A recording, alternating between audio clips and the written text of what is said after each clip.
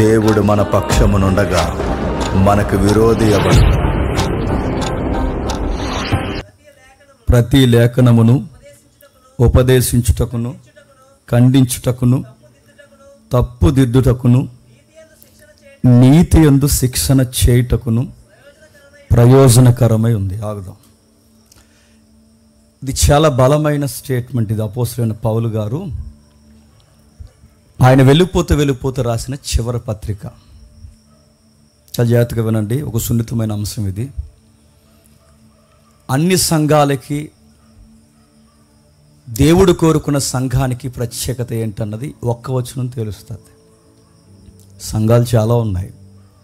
టౌన్లో ఉన్నాయి, టౌన్ వెలుపలు ఉన్నాయి, సిటీలో ఉన్నాయి, రూరల్లో ఉన్నాయి, 70 సంఘాలు ఉన్నాయి. ఈరోజు ఆదివారం ప్రతి ఒక్కరు కూడా ఇదే వాక్యాలంటే ఈ రిఫరెన్స్ తీసే మాట్లాడతారు. ఇన్ని సంఘాలు ఉన్నప్పుడు, ఇన్ని సంఘాల మధ్య ఈ సంఘానికి ఉన్న ప్రత్యేకత ఏంటని మీరు నన్ను అడగగలిగితే ఈ రిఫరెన్స్ని బట్టి మీకు ఒక ఆన్సర్ నేను చేయగలను. సత్యము. సంఘమట సత్యానికి స్తంభమట, సంఘమట సత్యానికి ప్రతినిధిగా ఉండాలట, సంఘమట సత్యానికి ఇమేజ్గా నిలబడాలంట. ఈరోజు లేదు, సంఘాల్లో సత్యం లేదు. ఈరోజు చూడండి, ఎక్కడ లేని సాక్ష్యాలు చెప్పడం మంచిదే. ఒకప్పుడు తిరిగిపోతున్నండి మారాను, వెరీ గుడ్, మంచి సాక్ష్యం. ఒకప్పుడు తాగుబోతున్నండి మారాను, వెరీ గుడ్ సాక్ష్యం. కానీ గంటలు సాక్ష్యం చెప్పి చివరిలో ఆమెనని ఇంటికి వెళ్ళిపోతున్నారంటే దానివలన ఏమన్నా ఉపయోగం ఉందా? ఆ తిరుగుబోతు ఎందుకు మారాడు? నువ్వు తిరుగుబోతువురా అని చెప్తే మారడు వాడు. ఆ తాగుబోతు ఎందుకు మారాడు? నువ్వు తాగుబోతువురా అని చెబితే మారడు వాడు.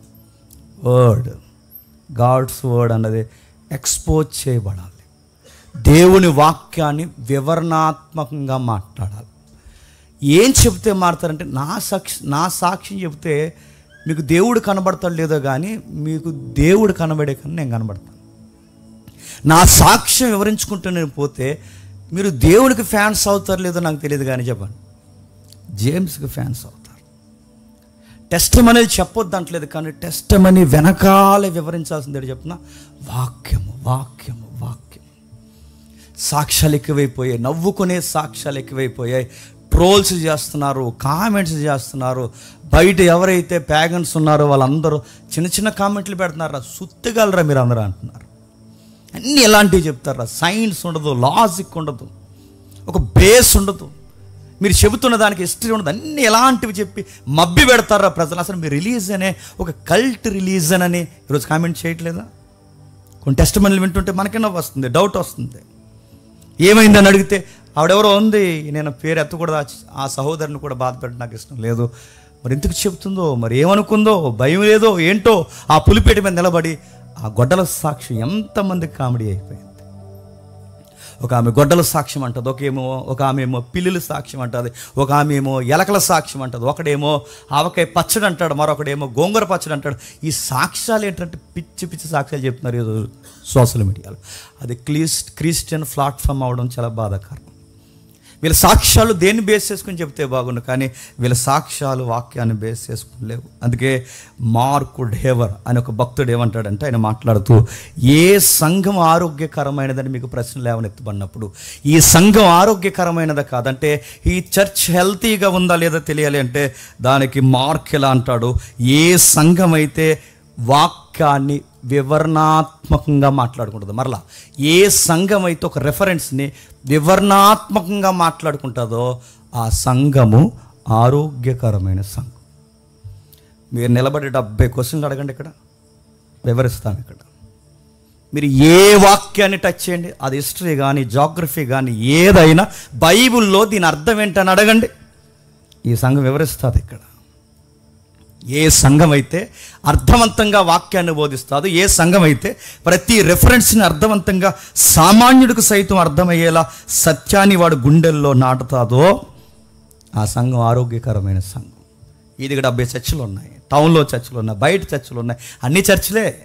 కానీ వాళ్ళు చెప్తున్నాను, చర్చిలు ఉన్నాయి, వాళ్ళ దగ్గర బైబిల్ ఉన్నాయి, కానీ ఆ వాక్యాన్ని వివరించే చెప్పండి ఆ సత్తా శక్తి వాళ్ళు పొందుకోలేదు. దేవుడు వారికి ఇవ్వలేదు, ఎందుకంటే వాళ్ళ యొక్క యాటిట్యూడ్ దేవుడికి తెలుసు. సత్యమును బోధించే సంఘాన్ని గురించి సీనియర్ లోదరన్ కూడా ఎలా అంటాడు, ఆయన ఏమంటాడంటే, ఎవరైనా కనబడి సార్ ట్రూత్ అంటే ఏంటి, సత్యం అంటే ఏంటని ఆడెవడైనా నడు బజార్లో అడిగితే పబ్లిక్ మాట్లాడుకోవాలట సత్యం అంటే ఏంటో. ఇక్కడ ఎవ్వరు చెప్పరు, కానీ ఈ సంతలో ఎవ్వరు మాట్లాడరు సత్యం అంటే ఏంటో. అక్కడికి పోయి అడగండి, దాని పేరు సంఘం, వాళ్ళు చెప్తారు సత్యం అంటే ఏంటని. బయటోళ్ళు మన కొరకు సాక్ష్యం చెప్పాలంట. బాధాకరమైన విషయం ఏంటి చెప్పిన, సత్యము సంఘము సత్యం చెప్పాల్సింది సంఘానికి, సంఘము సత్యము చెప్పాల్సింది సమాజానికి సత్యం చెప్పాలి. బాధాకరమైన విషయం, సమాజానికి సత్యం చెప్పాల్సిన సంఘానికే చెప్పండి, మళ్ళీ సంఘానికి సత్యం చెప్పాల్సి వస్తుంది. సంఘం ఎదిగిందంటారా, ఆగిందంటారా, సంఘం ముందుకు వెళ్తుందంటున్నారా, వెనక్కి వెళ్తుందంటారా చెప్పండి. ఈరోజు చాలామందికి సత్యం అంటే తెలియదు. సత్యం అంటే ఆ రోజు పిల్లాదిగాడికి తెలియదు, ఈరోజు సత్యం అంటే చాలామందికి తెలియదు. అందుకే చూడండి, వివరణాత్మకంగా మాట్లాడే వ్యక్తులు కావాలి. వాక్యం మాట్లాడకపోతే ఏమవుద్ది సార్, సంఘంలో వాక్యం మాట్లాడకపోతే ఏమవుద్ది, పాలిటిక్స్ స్టార్ట్ అవుతాయి. సంఘంలో వాక్యం మాట్లాడకపోతే ఏమవుద్ది, క్యాస్ట్ గొడవలకు పెద్దపేట వేస్తారు. సంఘంలో వాక్యం మాట్లాడకపోతే ఏమవుద్ది, మనీ పాలిటిక్స్ పెద్దపేట వేసుకుంటాయి. సంఘంలో వాక్యం చెప్పకపోతే ఏమవుతాయి, ఆస్తుల కోసం కొట్టుకు చేస్తారు. సంఘంలో వాక్యం చెప్పకపోతే ఏమవుద్ది, ఎవడు ఫేమ్ నేమ్ వాడు కోరుకుంటాడు. ఇవన్నీ అలాగ అణిగిపోవాలంటే, కెరటాల్లో లెగిసిన ఈ గొడవలన్నీ అలా అణిగిపోవాలి అంటే దానికి సూత్రం ఒకటే, సత్యము చెప్పాలి. సత్యాన్ని బోధించే వినేవాళ్ళు లేరు, సత్యం చెబితే ఆకర్షించే వాళ్ళు లేరు, సత్యాన్ని కొరడాగా ఉపయోగించే బోధకులు లేరు. ఈరోజు ఏం కావాలంటే ఎంటర్టైన్మెంట్ కావాలి, అట్మాస్ఫియర్ బాగుండాలి, సెంట్రల్ ఏసీలు ఉండాలి, చూడ్డానికి ఆహ్లాదకరమైన వాతావరణం ఉండాలి. అలానే వస్తున్నారు చర్చికి ఎలా వస్తున్నారంటే కళ్యాణ మండపానికి వచ్చిన ఫీలింగ్ ఉండాలి. ఈరోజు సినిమా థియేటర్లో కూర్చున్నప్పుడు లాస్ట్లో ఈ మధ్య ఆ సాంగ్ ఏదన్నారు కదా ఆయన పవన్ కళ్యాణ్ గారు, ఆ లాస్ట్లో ఎలాగైతే లేచి నిలబడతారంటగా, అప్పుడు మనం కూడా చూసాం, భక్తులేం కాదు కానీ ఆ థియేటర్కి వెళ్ళినప్పుడు ఆ లాస్ట్లో జనగణమన పాడినప్పుడు ఎలా అయితే లేచి నిలబడతారో, చర్చిలో కూడా లాస్ట్ సాంగ్ ఒకటి ఉంటుంది, కానుకలకు సంబంధించిందో లేకపోతే లాస్ట్ అవర్ సంబంధించింది ఒకటి ఉంటుంది. ఆ లాస్ట్ నిలబడి ఆమెన్ అనేసి వెళ్ళిపోతున్నాం. ఆ ట్రూత్ ఏది, నేర్పించేవాళ్ళేరి, ఒక వాక్యాన్ని వివరించేవాళ్ళేరి. అందుకే అవి లేవు కనుక ఈరోజు సంఘంలో వర్గపోర్లు ఉన్నాయి, అవి లేవు కనుక ఈరోజు సంఘంలో భయంకరమైన క్యాస్ట్ ఫీలింగ్స్ ఉన్నాయి, అవి లేవు కనుక ఈరోజు మనీ పాలిటిక్స్ నడుస్తున్నాయి. సంఘం బాగుండాలన్నా, సంఘంలో ఉన్న ప్రతి వ్యక్తి బాగుపడాలన్నా వివరణాత్మకంగా వాక్యం మాట్లాడే స్పీకర్స్ కావాలి. చాలా రేరుగా ఉన్నారు ఈ సొసైటీలో. అందుకే దేవుడు తన గూర్చి మాట్లాడుకుంటూ తన వాక్యానికి పెద్ద పెట్టేస్తూ ఎబ్రీ పత్రికలు ఏమంటున్నాడు ఒకసారి చూడండి. మొదటి అధ్యాయం, ఎబ్రీలకు రాసిన పత్రిక మొదటి అధ్యాయం 2వ వచనం. ఎబ్రీలకు రాసిన పత్రిక మొదటి అధ్యాయం 2వ వచనం. ఈ దినముల అంతమందు కుమారుని ద్వారా మనతో మాట్లాడెను, ఆ కుమారుని సమస్తమునకును వారసునుగా నియమించను. జరుగుతున్న విషయాన్ని చూడండి. ఈ దినముల ఎంతమంది, పూర్వకాలంలో నానా విధములుగా నానా సమయాల్లో నానా రకాలుగా మాట్లాడిన దేవుడు ఈ దినముల ఎంతమంది ఎలా మాట్లాడుతున్నాడట, కుమారుని ద్వారా. మీకు ఆ మాట చదువుతున్నప్పుడు మీకు ఏమనిపిస్తుందో తెలియదు, కానీ గదిలో కూర్చుని ఆ మాట చదివితే నేను చెప్తున్నాను కన్నీళ్ళు వస్తాయి. గదిలో కూర్చుని ఆ మాట చదివితే మళ్ళీ చెప్తున్నాను రోమాలు నెక్కబడుస్తాయి. ఆ మాట ఇలా చదవండి ఈసారి నేను చెప్పినట్టు. ఆ మాట ఏంటో తెలుసా, కుమారుని ద్వారా దినముల అంతమంది మాట్లాడిన దేవుడు ఆ మాటలను రికార్డ్ చేసి నా చేతుల్లో పెట్టి నిన్ను నన్ను అన్నాడట, రే జేమ్స్ ఆ మాటలు నువ్వు మాట్లాడరా అన్నాడట. తన కుమారుడు మాట్లాడిన మాటలను దేవుడు రికార్డ్ చేసి నా చేతుల్లో పెట్టి అవి నువ్వు మాట్లాడరా నీకు నాకు నా చేతులకు ఇచ్చాడంటే నిన్ను నన్ను దేవుడు ఎంత నమ్మాడు చెప్పండి. నిన్ను నన్ను ఎంత నమ్మితే ఆ మాటలను నా చేతుల్లో పెట్టి నువ్వు మాట్లాడరంటే నేను ఇది మాట్లాడకుండా ఈ పులిపేట మీద నిలబడి నేను ఏ సోది మాట్లాడాలి? నన్ను ఈ పులిపేట మీదకి పిలిచింది దేనికి? ఒక స్పీకర్గా నిలబెట్టింది దేనికి? నేను సోది మాట్లాడతానని కాదు, నా ఫ్యామిలీ మ్యాటర్స్ చెప్తానని కాదు, నా యొక్క వ్యక్తిగత విషయాలు మీతో పంచుకుని నేనేదో ఆ ఈవెంట్లో హీరోలానే వ్యవహరించని చెప్పుకోవడానికి నా సెల్ఫ్కి పేట వేయడానికి నన్ను పిలవలేదు. నానా సమయాల్లో నానా విధాలుగా పూర్వకాలంలో ప్రవక్తల ద్వారా, నీతిమంతుల ద్వారా, దర్శనాల ద్వారా ఏదైతే ఉందో ఆ రత్నాలు ఏవైతే ఉన్నో, ఉరీము తుమ్మీము ఏదైతే ఉందో, రకరకాల దర్శనాల ద్వారా మాట్లాడిన దేవుడు, మెరుపుల్లోంచి మాట్లాడిన దేవుడు, మేఘాల్లోంచి మాట్లాడిన దేవుడు, పునాదులు కలిదిరిపోయే సుడుగుండాల్లోంచి మాట్లాడిన దేవుడు, దినములు అంతమంది కుమారుని ద్వారా మాట్లాడి ఇక ఎవరి ద్వారా మాట్లాడడానికి ఇష్టపడిన దేవుడు దాన్ని రికార్డ్ చేసి దానికి ఒక గ్రంథంగా మార్చి నా చేతుల్లో పెట్టి అన్నాడట, ఇక్కడి నుంచి మీరు మాట్లాడండి అన్నాడట. ఎంత గ్రేట్ ప్రివిలేజ్ అండి అది. బైబిల్ నేను ఎలా పట్టుకున్నా అంటే అది నాకు ఎంత గౌరవం. బైబిల్ నన్ను ఎలా పట్టుకుని తిరుగుతున్నా అంటే నన్ను దేవుడు ఎంత నమ్మి నా చేతుల్లో బైబిల్ పెట్టాడు. బైబిలే పట్టుకోరు, బైబిలే లేదు. ఈరోజు చర్చికి బైబిలే తేవట్లేదు. నేను దేవుడు నమ్మి నీ చేతుల్లో బైబిల్ పెట్టి దీన్ని చదువుకో. నువ్వు చదువుకోవడమే కాదు, దీన్ని బోధించు. దీన్ని బోధించే స్థాయికి నువ్వు వెళ్ళాలని తన కుమారుని మాటలు మన కళ్ళ ముందు పెట్టాడంటే ఏది అందుకని అంటున్నాడు, తన దినములు అంతమంది కుమారుని ద్వారా మాట్లాడిన దేవుడు లిఖితపూర్వకంగా భద్రము చేతి చరిత్రలో ఎన్నో గ్రంథాలు తుఫాన్లు కొట్టుకుపోయాయి. చరిత్రలో భూకంపాలకు ఎన్నో చరిత్ర గ్రంథాలు, అంటే వారి సమకాలీన రాజుల చరిత్ర పుస్తకాలు, వాటిని రాజ్య దస్తావేజులు అంటారు. ఇందాక చదువుకున్నాగా ఆ రాజ్యపు దస్తావేజులు కూడా ప్రకృతి వైపరీత్యాలకు కొట్టుకుపోయాయి. ఏదైతే రాజమహేంద్రవర్మ చరిత్ర ఉందో ఆ రాజమహేంద్రవర్మ చరిత్ర రికార్డెడ్ ఎవిడెన్స్గా ఆ చిత్రాంగి ప్యాలెస్ అని మన కథలుగా చెప్పుకోవడమే. ఆ పుష్కరగాడు దగ్గర నడుతున్నాను, దానికి రికార్డెడ్ ఎవిడెన్స్ బుక్ లేదు ఇప్పుడు. నడుతున్నాడు ఏవి? అరే సమకాలీన కొన్ని 10 సంవత్సరాలు లేదా కొన్ని 100 సంవత్సరాలు వెనక్కి వెళితే ఈ జర్నీలోనే హిస్టరీ బుక్సే లేకపోతే ఎన్నో పుస్తకాలు సమసిపోయాయి, రాజ్యాలు సమసిపోయాయి, రాజుల చరిత్ర కాలగలిసిపోయింది. ఈ కోరీ సెంటర్ ఏదైతే ఉందో ఈ రాజమహేంద్రవర్మ కొడుకు ఇక్కడ కాలు చేతులు నరికేసాడు తెలుసుగా. ఆ కోరీ మార్కెట్లో ఈ చరిత్ర రికార్డెడ్గా ఏది? పుంకాలుగా మాట్లాడు. అరే సమకాలీన పుస్తకాలు ఈరోజు కనబడకుండా కాలగర్భంలో కలిసిపోతే 4000 సంవత్సరాల క్రితం ఎప్పుడు మోసే చరిత్ర, ఎప్పుడు అబ్రహాము, ఎప్పుడు ఇస్సాకు, ఎప్పుడు యాకోబు, ఈ చరిత్ర ఎప్పుడుది, నా పితరుల చరిత్ర ఎప్పుడుది, అప్పుడు చరిత్ర గ్రంథాన్ని ఇప్పటికీ తుఫాన్లు వచ్చి భూకంపాలు వచ్చి ప్రకృతి వైపరీత్యాలు ఎన్నో సమసిపోయిన రాజులు కనుమరుగైపోయినా ఈ పుస్తకం వెంకాల నిలబడి ఉందంటే దీని వెనకాల ఎవరు పనిచేస్తున్నారు చెప్పండి? దేవుడు నీకు నాకు ఎందుకు ఈ పుస్తకాన్ని ఇచ్చాడు తెలుసా? చదువు, దీన్ని బోధించు, దీన్ని ఏ స్థాయిలో నువ్వు వెళ్ళాలి అంటే నా కొడుకు మాటలను రికార్డ్ చేసి నీ చేతుల్లో పెట్టాను, నేను నమ్మాను నేను అన్నాడు. ఇది చదవం, సాక్ష్యాలు కలవడబడ్డాం, ఇవి చదవం, వర్షిపులు కలవడబడ్డాం, ఇవి చదవం. మరి ఎంటర్టైన్మెంట్గా చూస్తున్నాం చర్చిని. ఈ వాక్యానికి పెద్దపీట వేయని ఏ చర్చ్ అయినా అది చర్చ్ కింద అంటాను. జస్ట్ అది ఏదో కమ్యూనిటీగా కూడుకునే ఒక సహవాసం తప్ప దాని చర్చ్ అని అనడానికి వీల్లేదు. దాన్ని సంఘం అనకూడదు. ఏదో వాళ్ళు వస్తారు, వాళ్ళ క్యాస్ట్ వాళ్ళు అందరూ ఏదో వాళ్ళు వస్తారు, వాళ్ళకి ఏదో బాగుంది, ఏదో 4 పాటలు పాడుకుంటారు, 4 మాటలు మాట్లాడుకుంటారు, అనుకూలమైన రెఫరెన్స్ మాట్లాడుకుంటారు, ఇంటికి వెళ్ళిపోతారు అంతే.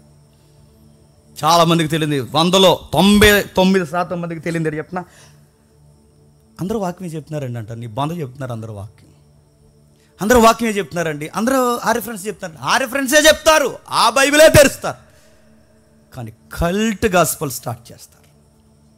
అందుకే దేవుడు అంటున్నాడు, ఉపదేశించుటకును, ఖండించుటకును, తప్పుదిద్దుటకును.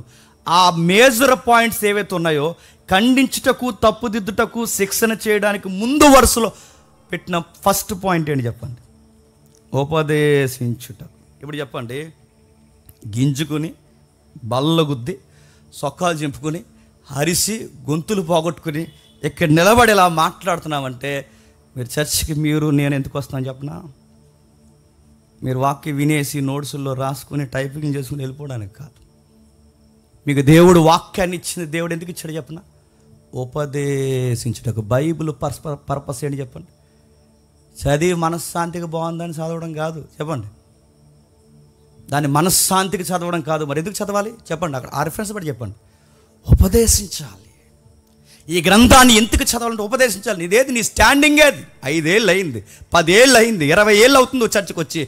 ఇప్పటికి ఒక రెఫరెన్స్ నిలబడి నువ్వు ఉపదేశించగలవా? వివరించగలవా? దాన్ని రెఫరెన్స్ ఏంటని అడిగితే వివరించగలవా? ఆ రెఫరెన్స్ ఏంటని అడిగితే వివరించగలవా? ఒక పుస్తక చరిత్ర ఏంటో చెప్పగలుగుతున్నావా? దీన్ని చెప్పాలి. ఈ గ్రంథాన్ని దేవుడిని నమ్మి తన కుమారుని ద్వారా రాయించిన మాటలు నమ్మి నీ చేతులు ఎందుకు పెట్టాడు? దీన్ని వివరించాలి. ఆయన ఆవేదన అది. ఆయన రాయించి నీ నా చేతులు ఎందుకు పెట్టి, దీన్ని వివరిస్తే గాని ప్రజలు మారరు, దీన్ని వివరిస్తే గాని తాగుబోతులు మారరు. దీన్ని వివరించాలి. నీ టెస్టిమనీ చెప్తే ఎవడో మారడు, నా టెస్టిమనీ చెప్తే ఎవడో మారడు. నా సాక్ష్యాలు, నా ఎంటర్టైన్మెంట్, ఉజ్జీవ గీతాలు పాడితే ఆ గంట బాగుంటారేమో కానీ వాడు స్టాండర్డ్గా వాడికి ఎత్తనం పడదు. ఒకరిని మార్చాలి అంటే వాడు సుదీర్ఘంగా దేవుని కోసం నిలబడాలి అంటే దానికి సూత్రం ఒక్కటే, వాక్యము వివరించాలి, దాన్ని ఉపదేశించాలి, దాన్ని ఖచ్చితంగా దాన్ని ప్రజలకు అర్థమయ్యే రీతిలోకి తీసుకురా. అందుకే బైబిల్ ఎక్కడ మీరు ఈ ప్యాటర్న్ నేను చెప్తున్నా యూలో మీరు చదవండి, దానికే మొదటి ప్లేస్ ఇచ్చారు. ఉపదేశించాలి, ఉపదేశించాలి, ఉపదేశించాలి. ఉపదేశించడమా? ఉపదేశమే సరిగానమ్మా. ఉపదేశించడం ఎక్కడెట్టినారు చెప్పండి. ఒక రెఫరెన్స్ ఎందుకుందో తెలియదు, ఆ కీర్తన ఎందుకుందో తెలియదు, ఈ సామెతలు ఎందుకున్నా తెలియదు, ఏ పుస్తకం ఎక్కడుందో తెలియదు. ప్రతి ఒక్కరు అంటారు మేము బైబిల్ చదువుతున్నాం, మేము బైబిల్ చదువుతున్నావులే, ఎందుకు చదువుతున్నావో తెలుసా? చాలామంది బైబిల్ ఎందుకు చదువుతారు చెప్పనా? మనశ్శాంతి చదువుతారు. చాలామంది బైబిల్ ఎందుకు చదువుతారు చెప్పనా? చదివితే మంచి జరుగుతుందని చదువుతారు. చాలామంది బైబిల్ ఎందుకు చదువుతారు చెప్పనా? ఈరోజు చదవకపోతే దారిలో ఏమైపోతుందని చదువుతారు. చాలామంది బైబిల్ ఎందుకు చదువుతారు చెప్పనా? చెప్పండి. ట్రెడిషనల్గా అలవాటు పడిపోయి చదువుతారు. కానీ బైబిల్ ఎందుకు చదవాలి చెప్పనా? ఉపదేశించుటకు చదవాలి. గుర్తుపెట్టుకో, నువ్వు నేర్చుకోవాలి, చెప్పండి, ఇతరులకు నేర్పించాలి. నీకు అంత శ్రద్ధ ఉంటే ఏం చేస్తావు చెప్పనా? దానికి ఒక పెన్ మెయింటైన్ చేస్తావు, దానికి ఒక పుస్తకం మెయింటైన్ చేస్తావు. నీకు ఈ పాయింట్ స్ట్రైక్ అయితే నువ్వేం చేస్తావు చెప్పనా? ఎవడైనా ఉపదేశకుడు కనబడితే 70 సార్లు క్వశ్చన్ అడిగి ఇదేంటన్నా దీని సంగతి ఏంటన్నా తెలుసుకునే వరకు నీకు అన్నం కూడా తినబుద్ది. మేము అలాగే నేర్చుకున్నాం. బైబిల్ మళ్ళీ చెప్తున్నాను, నేర్చుకుంటున్నాం. ఇంకా నాకు ఏదైనా రెఫరెన్స్ ఒకటి తెగకపోతే, అది చరిత్రలో తెగకపోయినా ఏదైనా తెగకపోతే అది ఎందుకు తెగదు? అది ముడిపట్టు ఉండాలి మనకు. అది ఎందుకు, నాకెందుకు అర్థమవుతుంది? నాకు అర్థం కాకుండా దేవుడు ఎందుకు రాస్తాడు? నాకు అర్థం అవ్వాలని రాస్తాడు, కానీ నేను చదవాల్సిన విధంగా ఏదో చదవట్లేదు. ఇలాంటి కసి ఎవరికైతే ఉంటుందో మళ్ళీ చెప్తున్నాను, దేవుడు నీతో మాట్లాడడం స్టార్ట్ చేస్తాడు. సందర్భాలు లేకుండా వాక్యాలు చదువుతారు. ఒక ఆవిడ అంటుంది, పెళ్లి చూపులకి వెళ్ళారు. పెళ్లి చూపులకి వెళ్తే మా పాప బాగా చదువుతుందండి వాక్యాలు అంత. అంటే పాస్టర్ గారు తీసినట్టు చదివేస్తుంది అంటే, పాస్టర్ గారు తీసినట్టు టకటకా చదివేస్తుంది అండి. బాగా చదువుతుంది అయితే మీ పాప వాక్యం అన్నారు పెద్దలందరూ. పెళ్లి పెద్దలు ఉంటారు కాబట్టి బాగా చదువుతుందండి, ఎంత స్పీడ్గా చదివేస్తుందో అన్నారు. అప్పుడు ఈ పెళ్లి కొడుకుని అలాంటి వాడు అన్నాడు, బాగా చదువుతుంది అయితే ఆమోస్ గ్రంథం ఎక్కడుందో తీయమనండి అన్నాడు. అది అంటుంది, అదే తీయలేదు పిల్ల అడుగుతున్నా. మరొక ఉదాహరణ చెప్తాను వినండి. సందర్భం లేకుండా ఏది పద్ధతి చదివితే ఎంత కల్ట్గా ఉంటుందని చెప్తాను వినండి. ఒక బ్రదరు అడిగే సమ్ ప్రాబ్లం, వాడిని తీసుకెళ్ళి హాస్పిటల్లో జాయిన్ చేశారు. ఆడి ధైర్యం కొరకు ఏదో వాక్యం చదువుకున్నాడు. ఆడికి ఏ కీర్తన దొరకలేదని 120 కీర్తన చదువుకున్నాడట. ఆ కీర్తన చదువుకుని ఇక నీ దుడ్డు కర్ర ఏ ఉంటాయి కదా పదాలు అని చదువుకుని, దేవుడు నాకు చాలా తోడుకున్నాడు, ఐసీయూలోకి వెళ్ళిపోయిన దేవుడు నన్ను వదలడు అనుకున్నాడు. ఆడు చదివాడు. తర్వాత నాకు వివరించాడు. నేను అడిగాను, ఈ కీర్తన నాకు చాలా ధైర్యం ఇది, దీన్ని పట్టుకుని నేను వెళ్ళిపోయినాక థియేటర్లోకి అన్నాడు.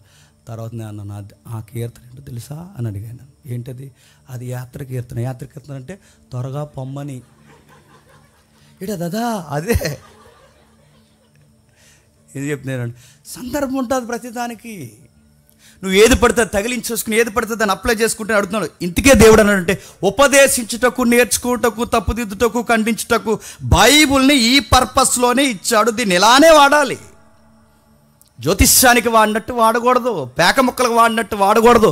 ఇదిగో నీవేదో లాటరీ ఆడుతున్నావే దాన్ని అలా వాడకూడదు. దేవుడు అలా ఇవ్వలేదు. అలాంటి పద్ధతులను ఉపయోగించావో ఆయన ఖచ్చితంగా కొడతాడు. దానికి ఒక ఉద్దేశం ఉంది, ఆ ఉద్దేశ ప్రకారమే వాడాలి. అందుకే ఆది సంఘము కూడా దేనికి పెద్దపీట వేసింది ఒకసారి చూడండి. అపోస్తుల కార్యములు 1వ అధ్యాయం 8వ వచనం. అపోస్తుల కార్యములు 1వ అధ్యాయం 8వ వచనం. అయినను పరిశుద్ధాత్మ మీ మీదకి వచ్చినప్పుడు మీరు శక్తి నొందెదరు గనక మీరు యెరూషలేములోను యోదయ సమరయ దేశముల యందంతటను భూ దిగంతాల వరకు నాకు సాక్షులయ్యుందురు. ఇప్పుడు బాగా ఉన్నారు, నాకు సాక్ష్యం చెప్పాలి, నాకు సాక్ష్యం చెప్పాలి. పేతురు, కేఫా, ఇంకెవరైతే ఉన్నారు, జాన్, మీరందరూ ఏం చేయాలి తెలుసా? నాకు సాక్ష్యం చెప్పాలి. జేమ్స్, మీరందరూ నాకు సాక్ష్యం చెప్పాలి. ఈ పేతురు, యాకోబు, యోహాన్లు ఎవరైతే ఉన్నారో ఈ 12 మంది శిష్యులందరినీ నాకు సాక్ష్యం చెప్పాలి, నాకు సాక్ష్యం చెప్పాలని అడుగుతున్నాను. ఏ సాక్ష్యం చెప్పారు చెప్పండి. నేను యేసుక్రీస్తులోకి రాకముందు పేతురు గారు ఇలా చెప్పాడు ఆ సాక్ష్యం. నేను యేసుక్రీస్తులోకి రాకముందు నా గడ్డం గుబురుగా ఉండేది, నేను నిలువు టంగిలు వేసుకుని తిరిగేవాడిని. దేవుని దయ వల్ల బోట్ల మీద తిరిగే నన్ను జాగ్రత్తగా దేవుడు కార్ల మీద తిప్పుతున్నాడు. ఎంతకన్నా గాడ్స్ బ్లెస్సింగ్ ఏముంటుంది అన్నాడా? ఈ తరం కేఫాలు అయితే ఇలాగే చెబుతారు. దేవుళ్ళలోకి రాకముందు మేము ఎలా ఎండలో తిరిగేవాళ్ళం, దేవుళ్ళలోకి వచ్చిన తర్వాత తిరిగేలా మేము సుఖభోగాలతో ఫ్లైట్లో తిరుగుతున్నాం. ఇదిగో ఫ్లైట్లో దిగుతున్నాను, మళ్ళీ ఫ్లైట్లోకి సెల్ఫీ. మనం కూలిపోయిన ఫ్లైట్ ఎక్కించాలండి వీళ్ళందరినీ. ఆ ఫ్లైట్లో సెల్ఫీ, ఫ్లైట్ ఎక్కుతున్నప్పుడు సెల్ఫీలు, ఫ్లైట్ దిగుతున్నప్పుడు సెల్ఫీలు, ఫ్లైట్ నుంచి మళ్ళీ వాష్రూమ్కి వెళ్తున్నప్పుడు సెల్ఫీ, అక్కడ ఎయిర్పోర్ట్లో సెల్ఫీ. అంటే వాళ్ళు ఎందుకు చూపిస్తారంటే ఈ ప్రాస్పరిటీ అనే ఈ హై ఫిగర్స్ ఎవరైతే ఈ పాస్ కలిసిని ఏం చేస్తారంటే ఈ పాస్ కలిసిని తీసుకొచ్చి దేవుడు మమ్మల్ని ఎంత బ్లెస్ చేశాడు. ఇదిగో 5 స్టార్ రెస్టారెంట్లో కూర్చొని మేము టిఫిన్ చేస్తున్నామంటే దేవుడు మమ్మల్ని చెప్పండి ఎంత బ్లెస్. ఇది విట్నెస్ కాదు నన్ను అడిగితే, ఇది సాక్ష్యం కాదని అడిగితే దీన్ని ఎవడన్నారు సాక్ష్యం అని? మీరు దేవుడి పేరు మీద ఆ డబ్బుని మీరు లగ్జరీకి ఉపయోగిస్తున్నారు. ఫ్లైట్లో తిరిగేది దేవుని డబ్బు, మీ రెస్టారెంట్లో మీరు తిని బలుస్తున్నది దేవుని డబ్బు. నీ రెక్కల కష్టాన్ని ఉపయోగించుకో, నీకు జీతబత్యాలు దేవుడైతే ఇచ్చాడు అది ఉపయోగించుకో. కానీ పేదల సొమ్మును నువ్వు ఎక్కడ ఉపయోగిస్తున్నావు? దానికి పేరుకి నువ్వు సాక్ష్యం అని పెడుతున్నావు. అది సాక్ష్యమా? అబద్ధ సాక్ష్యం. అది కల్ట్ విట్నెస్. అది దేవుని తరపున సాక్ష్యం అంటారు. పేతురు గారిని అన్నాడు నువ్వు నాకు సాక్ష్యం అంటాడు. ఇప్పుడు చెప్పాడు స్టేట్మెంట్, మీరు నాకు సాక్షిగా ఉండాలని చెప్పాడు. సాక్ష్యం స్టార్ట్ చేశాడు. ఎక్కడ స్టార్ట్ చేశాడు ఒకసారి చూడండి. ఈ రెఫరెన్స్కి నెరవేర్పు కనబడుతుంది చూడండి ఒకసారి. 2వ అధ్యాయం 14 వచనం, 1వ అధ్యాయం 8వ వచనానికి నెరవేర్పు 2వ అధ్యాయం 14 వచనం. అయితే పేతురు బిగ్గరగా వారితో ఇట్లా నేను యెరూషలేములో కాపురమున్న సమస్త జనులారా ఇది మీకు తెలియనుగాక. ఇప్పుడు చెప్పండి, పేతురు గారు సాక్ష్యం ఎలా చెప్తున్నాడు చెప్పండి. నేను రాకముందు చేపలు పట్టుకునేవాడిని, నేను రాకముందు బోట్లో తిరిగాడు, నేను రాకముందు ఇదిగో నా గుబురి గడ్డం, నేను రాకముందు మాకు సరి అయిన పూట అన్నం కూడా ఉండేది. ఈ సాక్ష్యాలు చెప్పలేదు. పేతురు గారు సాక్ష్యం ఏం చెప్తున్నాడు తెలుసా? 16వ కీర్తన, 110వ కీర్తన, పాత నిబంధన పుస్తకాలు ఇవన్నీ ఎత్తి వాక్యము ఉపదేశిస్తున్నాడు. అది విట్నెస్ అంటే. సాక్ష్యం అంటే ఏంటో తెలుసా? నీ సాక్ష్యాలు చెప్పడం కాదు. సాక్ష్యం అంటే నీ నా మాటలు చెప్పడం కాదు. పేతురు ఏం చేస్తున్నారు చెప్పండి? భూదిగంతాల వరకు మీరు నాకు సాక్షులుగా ఉంటారంటే ఎవరికి సాక్షులుగా? ఆయనకి సాక్షులు. ఆయనకి మనం సాక్షులం అయితే ఆయన గురించి చెప్పాలా, నా గురించి చెప్పుకోవాలా? నేను ఆయనకి సాక్షిని అయినప్పుడు ఆయన గురించి చెప్పుకోవాలి. నేను ఆయన సాక్షిని అని చెప్పి నా సాక్షిని చెప్పుకుంటే నేను నాకు సాక్షిని అవుతాను తప్ప నేను ఆయనకి ఎలా సాక్షిని అవుతాను? కోర్టులో పిలిచి సాక్ష్యం చెప్పరు అన్నప్పుడు నువ్వు ఎవరి కోసం చెప్పాలి? వాడు ఎవడైతే ఉన్నాడో అక్యూజ్డ్, వాడికి ఎగనెస్ట్గా నువ్వు సాక్ష్యం చెప్పాలనుకుంటే అక్యూజ్డ్కి వ్యతిరేకంగా నువ్వు సాక్ష్యం చెప్పాలి. అయ్యా వచ్చాడయ్యా, ఆ కిటికీ ఆడి తీస్తున్నప్పుడు నేను చూశాను, బండి వేసుకుని వచ్చాడండి. ఆ ఎదవతో పాటు ఇంకో నల్ల ఎదవ ఎవడో ఉన్నాడు, ఆడు కూడా వచ్చాడండి. 2:30 అవుద్దండి నైట్. ఇది కదా సాక్ష్యం. నేను కోర్టులోకి ప్రవేశపెట్టిన తర్వాత కోర్టులో నిలబడి నువ్వు సాక్ష్యం చెప్పాలి. అలా సాక్ష్యం చెప్పకుండా నేనండి ఉదయానికి 2 సార్లు టిఫిన్ చేస్తానండి, మధ్యాహ్నం కూడా అటు ఇటుగా మళ్ళీ 12:30 కల్లా భోజనం చేస్తానండి, సాయంత్రానికి మళ్ళీ నేను అటు ఇటు తిరిగి కొంచెం స్నాక్స్ అవి తిని మళ్ళీ సాయంత్రం భోజనం చేస్తానండి, సాయంత్రం కూడా మళ్ళీ స్నానం చేస్తానండి, బయటికి వెళ్ళి అలా వచ్చాను. ఇవన్నీ చెబుతూ కూర్చున్నాక జడ్జి గారు నన్ను ఏమంటారు చెప్పండి? ఎవడరా నువ్వు? నేను సాక్ష్యం చెప్పండి, నీకోసం ఎవడో చెప్పమంటారా? నీ స్నానం చేస్తే చేయకపోతే ఏంటి? నువ్వు టిఫిన్ 2 సార్లు చేయడమే అన్ఫిట్ గడవు. నువ్వు 2 సార్లు టిఫిన్ ఏంటి నీకు? ఇవన్నీ నువ్వు కోర్టులో చెప్పు. విలువైన సమయాన్ని కోర్టుకి చెప్పాల్సిన విలువైన సమయాన్ని నువ్వేంట్రా చెప్పేదంటే దాని సాక్ష్యం అంటారు. కొట్టి పడేసి బయటకు వస్తే ఇంకొకసారి విలువైన సమయాన్ని వేసేయాడు 6 రోజులు జైలు వేస్తానేమనుకున్నావు అంటారు. జడ్జి పవర్ ఉంటుందిగా, విల్ పవర్ ఉంటుందిగా జడ్జి గారికి. కోర్టులో ఫోన్ మోగిందంటే తీసుకెళ్ళి 1 డే కూర్చోబెట్టే పవర్ ఉంటుంది వాళ్ళకి. అది డిఎస్పీ అయినా ఎవరైనా. అలాంటి గొప్ప సాక్ష్యం బాగా వినండి. ఒక సాక్ష్యం చెప్తున్నప్పుడు సాక్ష్యం అంటేనే మనకు అర్థమవుతుంది. మన కోసం చెప్పుకునేది సాక్ష్యం కాదు చెప్పండి, ఇతరుల కోసం చెప్పేది సాక్ష్యం. ఇప్పుడు క్రైస్తవ వెలుగులో నా కోసం నేను చెప్పుకునేది సాక్ష్యం కాదు చెప్పండి, నా ప్రభువు కోసం చెప్పేదే సాక్ష్యం. సాక్ష్యాల పేరు మీద ఏం చెప్తున్నారు? ప్రభువుని మరుగు చేస్తున్నారు చెప్పండి, మీ గురించి ఎక్కువ చెప్పుకుంటున్నారు. పేతురు గారు మొదలెడుతున్నారు. ఆయన చెప్తున్నాడు, ఇదిగో సహోదరులారా ప్రజలారా అని మొదలుపెట్టిన పేతురు గారు, పామరుడైన పేతురు గారు ధర్మశాస్త్రంలో మూలాలెత్తి మాట్లాడుతున్నాడు.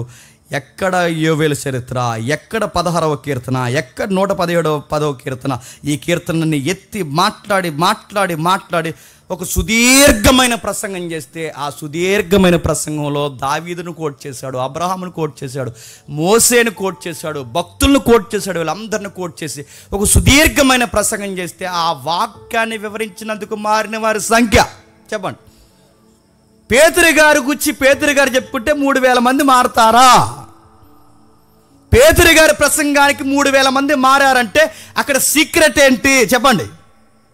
లేఖనాలు వివరించారు. చర్చ్ ఎప్పుడు డెవలప్ అవుతుందో చెప్పిన రెఫరెన్స్ వివరించాలి, లేఖనాలు వివరించాలి, వివరించాలి, వివరించాలి, వివరించాలి, వివరించాలి. నా ముందు మాట్లాడినోడు కూడా రెఫరెన్సే వివరించాలి. నేను నిలబడినా రెఫరెన్స్ వివరించాలి, నా తర్వాత ఎవరు నిలబడినా రెఫరెన్స్ వివరించాలి. ఇక్కడ ఆకర్షణీయమైనది ఏదంటే రెఫరెన్స్ అర్థమయ్యేలా వివరిస్తారు. అదే అట్రాక్షన్. ఇక్కడ వర్షిప్ బాగుంటుందండి, లైట్లు ఆపుతారండి, లైట్లు వేస్తారండి, పొగ వదులుతారండి. ఈ పొగలో తిరిగే బ్యాచ్ ఏంటి నాకు అర్థమవుతుంది, మరి శ్మశానాల్లో తిరిగేవారు నాకు అర్థమవుతుంది. ఈ మధ్యకాలంలో పొగలోంచి వచ్చేస్తున్నారు పాస్టర్ గారు, అలా పొగలోంచి వస్తారు, అలా కోటేలా తీస్తారు, కోటేలా తీసి ఇలా జేబులో చెయ్యట్టి హల్లెలూయా అన్నాడంట. ఇలా చెయ్యలా హల్లెలూయా అనగానే హల్లెలూయా అంటారు. అంత స్టైల్ బ్యాచ్ పొగలో తిరుగుతాను, పొగ బ్యాచ్ అంత అడుగుతున్నాను. మీకు ట్రూత్ అంటే తెలియదు. ఆ వర్షిప్ చేస్తున్న బ్యాచ్ కాడికి మార్క్స్ సువార్త ఎన్నో పుస్తకం అడిగితే తెలియదు వాడికి, యోహాను సువార్త ఎన్నో పుస్తకం అంటే తెలియదు వాడికి. వర్షిప్లు చేస్తున్నారు. మీకు ట్రూత్ నేర్చుకోండి, ముందు వాక్యం నేర్చుకోండి, రెఫరెన్స్ ఏంటి నేర్చుకోండి, ఉద్దేశాలు ఏంటో నేర్చుకోండి, అప్పుడు చేయండి. ఈ వర్షిప్లు దేవుని దృష్టికి ఘనంగా ఉంటాయి. అందుకే పేతురు గారు నిలబడ్డారు. పండితుడు కాని పామరుడు పండితులందరూ వింటుండగా పండితులను సైతం కదిలించాడంటే పేతురు గారిలో పాండిత్యం ఉందా? పేతురు గారిలో యూనివర్సిటీ విద్య ఉందా? ఐటీ సెక్టర్ నుంచి వచ్చిన బోధకుడు ఆయన కాదు. చేపలు పట్టుకుని సాయంత్రానికి 4 చేపలు పడితే అమ్ముకునే పూట మెతుకులు కొనుక్కుని తినేసే ఒక సామాన్యుడైన మాసిపోయిన గడ్డం సిరిగిపోయిన బట్టలేసి తిరిగే ఒక సామాన్యుడైన పామరుడైన వాడు ఇంతమందిని ఎలా మార్చగలిగాడంటే ఆయనకి పాండిత్యం తెలియదు, ఏమీ తెలియదు. ఆయన అంతలా మార్చడానికి కారణం ఒక్కటే, రెఫరెన్స్ వివరించాడు. అదే సీక్రెట్ గుర్తుపెట్టుకోండి. రెఫరెన్స్ వివరించారు. ఎన్ని రెఫరెన్స్? ఇంకా 3వ అధ్యాయం రండి ఒకసారి. 3వ అధ్యాయం అపోస్తుల కార్యములు, త్వరగా 3వ అధ్యాయం అపోస్తుల కార్యములు 3వ అధ్యాయం మొదటి వచనం. పగల 3 గంటలకు పేతురును యోహానును దేవాలయమునకు ఎక్కి వెలుచుండగా ఒక మనుష్యుడు మోసుకొని పోబడుచుండెను. ఏం జరుగుతుందో చూడండి. అక్కడ ఒక వండర్ జరుగుతుంది, ఒక మిరాకిల్ జరుగుతుంది. చాలా కాలం నుంచి ఒక వ్యక్తి అక్కడ అడుక్కుంటున్నాడంట, క్షమించండి. అక్కడ భిక్షాటన చేస్తూ ఆయన కూర్చున్నప్పుడు ఆ భిక్షాటన చేస్తున్న వాడిని కూడా పేతురు యోహానులు గౌరవించారట. వాళ్ళని అడుగుతున్నాడు, ఈ భిక్షాటన చేస్తున్నాడు, అయ్యా ఏదన్నా ధర్మం చేస్తారా అని అడిగితే పేతురు యోహానుల దగ్గర ఏమున్నాయి? ఇప్పుడు స్పీకర్ దగ్గర అయితే అకౌంట్లో ఫుల్గా ఉన్నాయి. ఇప్పుడు స్పీకర్ దగ్గర ఏమన్నా చెప్పండి? లగ్జరీ. ఆయన ఎవరో వేసుకున్న షూ కాస్ట్ 2 లక్షలు. షూ ఇల్లు వెళ్తే బాగుండు, అలా వెళ్తాం రాత్రులు. షూ కాస్ట్ 2 లక్షలు. టీ షర్ట్ ఎంతో ఎంతో చూసారు వాళ్ళు, మళ్ళీ ఫేస్బుక్లో పెడతారు సిగ్గు లేకుండా. వాళ్ళు వేసుకున్న టీ షర్ట్ ఎంత? 1,50,000 టీ షర్ట్. ఎంత బలిసిందో టీ షర్ట్ 1,50,000, షూ 2 లక్షలు. అలాంటి స్పీకర్లు కాదు వీళ్ళు. వాళ్ళ స్పీకర్లు, ఈ స్పీకర్లు గొప్ప స్పీకర్లు ఆడో చెప్పిన, ఆ పూటకి వేసుకోవడానికి బట్ట, ఆ పూటకి తినడానికి ఇప్పుడు మెతుకులు దేవి చాలు, ఈ సంతుష్టి సహితమైన భక్తి మాకు చాలు, మాకు సూట్లు బూట్లు ఏమొద్దు అన్నారంట. సింపుల్గా వస్తారు, వెళుతున్నారు. ఆ భిక్షాటన చేసుకున్నవాడికి ఏం తెలియదు, అడుగుతున్నాడు ఏమైనా చేయండి అంటే వాళ్ళ దగ్గర ఏమున్నాయి? వాళ్ళ దగ్గర పర్సులు లేవు, సంచులు లేవు, ఏమీ లేవు. ఒక మాట అన్నారు, మా దగ్గర ఏమీ లేవు కానీ ఎండి బంగారముల కన్నా గొప్పది ఒకటి ఉంది, ఏమంటావా అన్నారు. ఆ ఎండి బంగారం కన్నా గొప్పది నజరేయుడైన యేసు నామము. లే, ఆ యేసు నామమును ఆజ్ఞాపిస్తున్నాం లే అనగానే వాడు లేచి పరుపెత్తుకుని నడిచి వెళ్ళిపోతున్నాడు. గంతులు వేసుకుని వెళ్ళిపోతున్నప్పుడు పబ్లిక్ అంతా అలా ఫామ్ అయ్యారట. అలా ఫామ్ అయిన వెంటనే రండి, ఇంకా నడవలేని బ్యాచ్ ఎవరున్నారో వీల్ చైర్లు అలా తీసుకురండి లైన్లో అనలేదు. మెల్లగా లేచి కొంచెం నడిచి స్లో బెటా స్లో స్టాప్ అన్నారట. అదో రకమైన వాయిస్లు ఉంటాయండి. వాళ్ళు బిడ్డను స్లోగా నడిపించండి, బిడ్డను అలా నడిపించండి. స్లో లే, యేసు నామము నీకు చెబుతున్నాను లే, పరిశుద్ధాత్మ అభిషేకం నీ కాలంలోకి దూరునుగాక, అరికాలు ఇప్పుడే చిందుమని లేడు వలె గంతులేను గాక. దేవుడు చెప్పాడు, ఇదిగో పక్షిరాజు వలె నేను ఎగరవేస్తానని దేవుడు చెప్పాడు. లే అనగానే ఇటు అప్పటివరకు కుదురకుండా లేచిపోతాడు అన్నట్టు. ఇలాంటి విట్నెస్లు ఎన్ని ఫేక్ విట్నెస్లు ఇవన్నీ. పేతురు గారు, యోహాను గారు రియల్గానే మిరాకిల్స్ లేవంటలే, జరిగాయి. నిజంగానే ఒక అద్భుతాన్ని చేసిన తర్వాత నెక్స్ట్ దేనికి పునాదేశారు చెప్పండి? వాక్యం. మిరాకిల్ చేసిన వెంటనే మొదలెడుతుంది నెక్స్ట్ మిరాకిల్ ఇంకెక్కడ అనలేదు. మరలా అద్భుతాన్ని ఎక్కడ చేయాలి ఇదేమనలేదు. వారు మరలా ఏం చేస్తున్నారు? 11 వచ్చిన నుంచి చూడండి.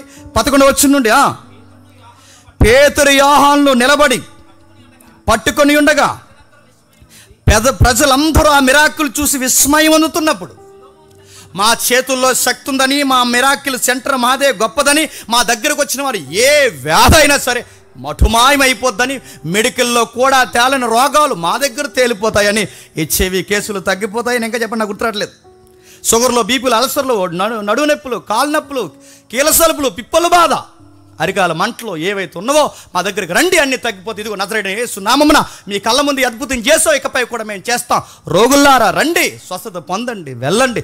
ఇది సాల, మామూలు సాల కాదు, ఇది స్వస్థత సాల అనలేదు. ఏమన్నారు చెప్పండి? అందరూ ఆ మిరాకిల్ చూసి ఒక్కసారి అటెన్షన్లోకి వస్తే, అటెన్షన్లోకి వచ్చిన పబ్లిక్ని మరింత అటెన్షన్లోకి ఎక్కడ తీసుకొచ్చారు చెప్పిన? వాక్యము, వాక్యము, వాక్యము, వాక్యము. ఇది బైబిల్ ప్యాటర్న్ గుర్తుపెట్టుకోండి. ఇప్పుడు సాక్ష్యం అంటే అలానే చెప్పారు. ఏం చెప్తున్నారు పేతురు గారి కిందికి? పేతురు దీన్ని చూసి ప్రజలతో ఇట్లా, నేను ఇశ్రాయేలులారా, మా సొంత శక్తి చేతనైనను నడవని వీనికి బలమిచ్చి మీరెందుకు మా వైపు చూస్తున్నారు? అబ్రహాము, ఇస్సాకు, యాకోబు అను వారు దేవుడు. అదిగో మొదలుపెట్టి చూడండి, వాళ్ళు ఏ వ్యూలో ఉన్నారో అక్కడి నుంచి మొదలుపెట్టి స్టోరీని ఎక్కడికి లాక్కెళ్తున్నారు? అబ్రహాము, ఇస్సాకు, యాకోబులు. వీళ్ళు అడుగుతున్నది ఏంటి? మిరాకిల్. వాళ్ళు చెప్తున్నది ఏంటి? వాక్యము. మీరు మా వైపు ఎందుకు చూస్తున్నారు? దేవుని వైపు చూడండి, కార్యం చేసిన దేవుని. ఇప్పుడు మా సంఘానికి రండి, మా వైపే చూడండి. ఇదిగో ఏ దుకాణం దగ్గర పెడితే ఆ దుకాణం దగ్గర పెన్నులు కొనకండి. ఆ స్టాల్ మంది, అది కపాల స్టాల్. అది పేరు మార్చుకోండి, ఇంక నన్ను అడగండి. అది కపాలం మందే. ఆ స్టాల్లోనే కొనండి, ఈ స్టాల్లోనే కొనండి. ఇదిగో కచ్చిపులు, ప్రార్థన కచ్చిపులు పట్టుకుని వెళ్ళండి, మంచిది జరుగుద్ది. ఆవిడెవరో 5 సంవత్సరాల నుంచి ఉతకలేదు గోల ఇంట్లో. 5 సంవత్సరాలు ఎందుకు ఉతుకుతలేదు, అన్నీ ఇలా మీదేసుకుని పడుకుంటుందంటే ఇలా చచ్చిపోతున్నాడు. వాళ్ళ అబ్బాయి ఫోన్ చేసి, మా అన్నయ్య మా అమ్మ కచ్చి పుదుతలేదు అన్నయ్య అని. కచ్చిపులు ఉతకరు అని అడుగుతున్నాను. ఈ ప్రార్థన కచ్చిపులు, ప్రార్థన పెన్నులు, ఇవి అభిషేక పెన్ను. మీకు ఏ పెన్ను ఎలా రాస్తుందో తెలియదు, కానీ మన కపాలంలో కొన్న పెన్ను మాత్రం చకచకా రాస్తుంది. కపాల స్థలం తెలుసు కదా, ఇంక నన్ను అడగండి, ట్రాన్స్లేషన్ చేసుకోండి. నేను అడుగుతున్నాను, ఇలాంటి వ్యాపారం చేస్తున్నారు లేరా? మా వైపు చూడండి అడిగారా? వాళ్ళు మిరాకిల్స్ చేసి చెబుతున్నారా? పేతురు గారు నిలబడి, మీరు 11 వచ్చిన ఇంటికి వెళ్ళిన చదవండి, 26 వచ్చిన వరకు మొత్తం ఒక సుదీర్ఘమైన ప్రసంగం చెప్పారు ఇద్దరు కలిసి. వాళ్ళిద్దరు బెస్ట్ స్పీకర్స్ అంటే, వాళ్ళిద్దరు కలిసి నిలబడి ఒక సుదీర్ఘమైన ప్రసంగం చేస్తే, అందులో మీరు ఇంటికి వెళ్ళిన తర్వాత రాసుకోండి. అందులో రెఫరెన్స్ చెప్పిన ద్వితీయోపదేశకాండం 18వ అధ్యాయం 15 వచనం కోట్ చేస్తాడు, 18వ వచనం కోట్ చేస్తాడు, 19వ వచనం కోట్ చేస్తాడు, ఆదికాండం 12వ అధ్యాయం మొదటి 3 వచనాలు కోట్ చేస్తాడు, ఆదికాండం 22వ అధ్యాయం 18వ వచనం కోట్ చేస్తాడు, ఆదికాండం 26వ అధ్యాయం 4వ వచనం కోట్ చేస్తాడు, ఆదికాండంలో పితరుల ముగింపు చరిత్రను కోట్ చేస్తాడు. మొత్తం కోట్ చేసి ఆ ప్రసంగాన్ని ల్యాండింగ్ ఎక్కడికి తెస్తాడు తెలుసా? నజరేయుడైన యేసు పునరుద్ధానం దగ్గర తెస్తాడు. అది సాక్ష్యం అంటే.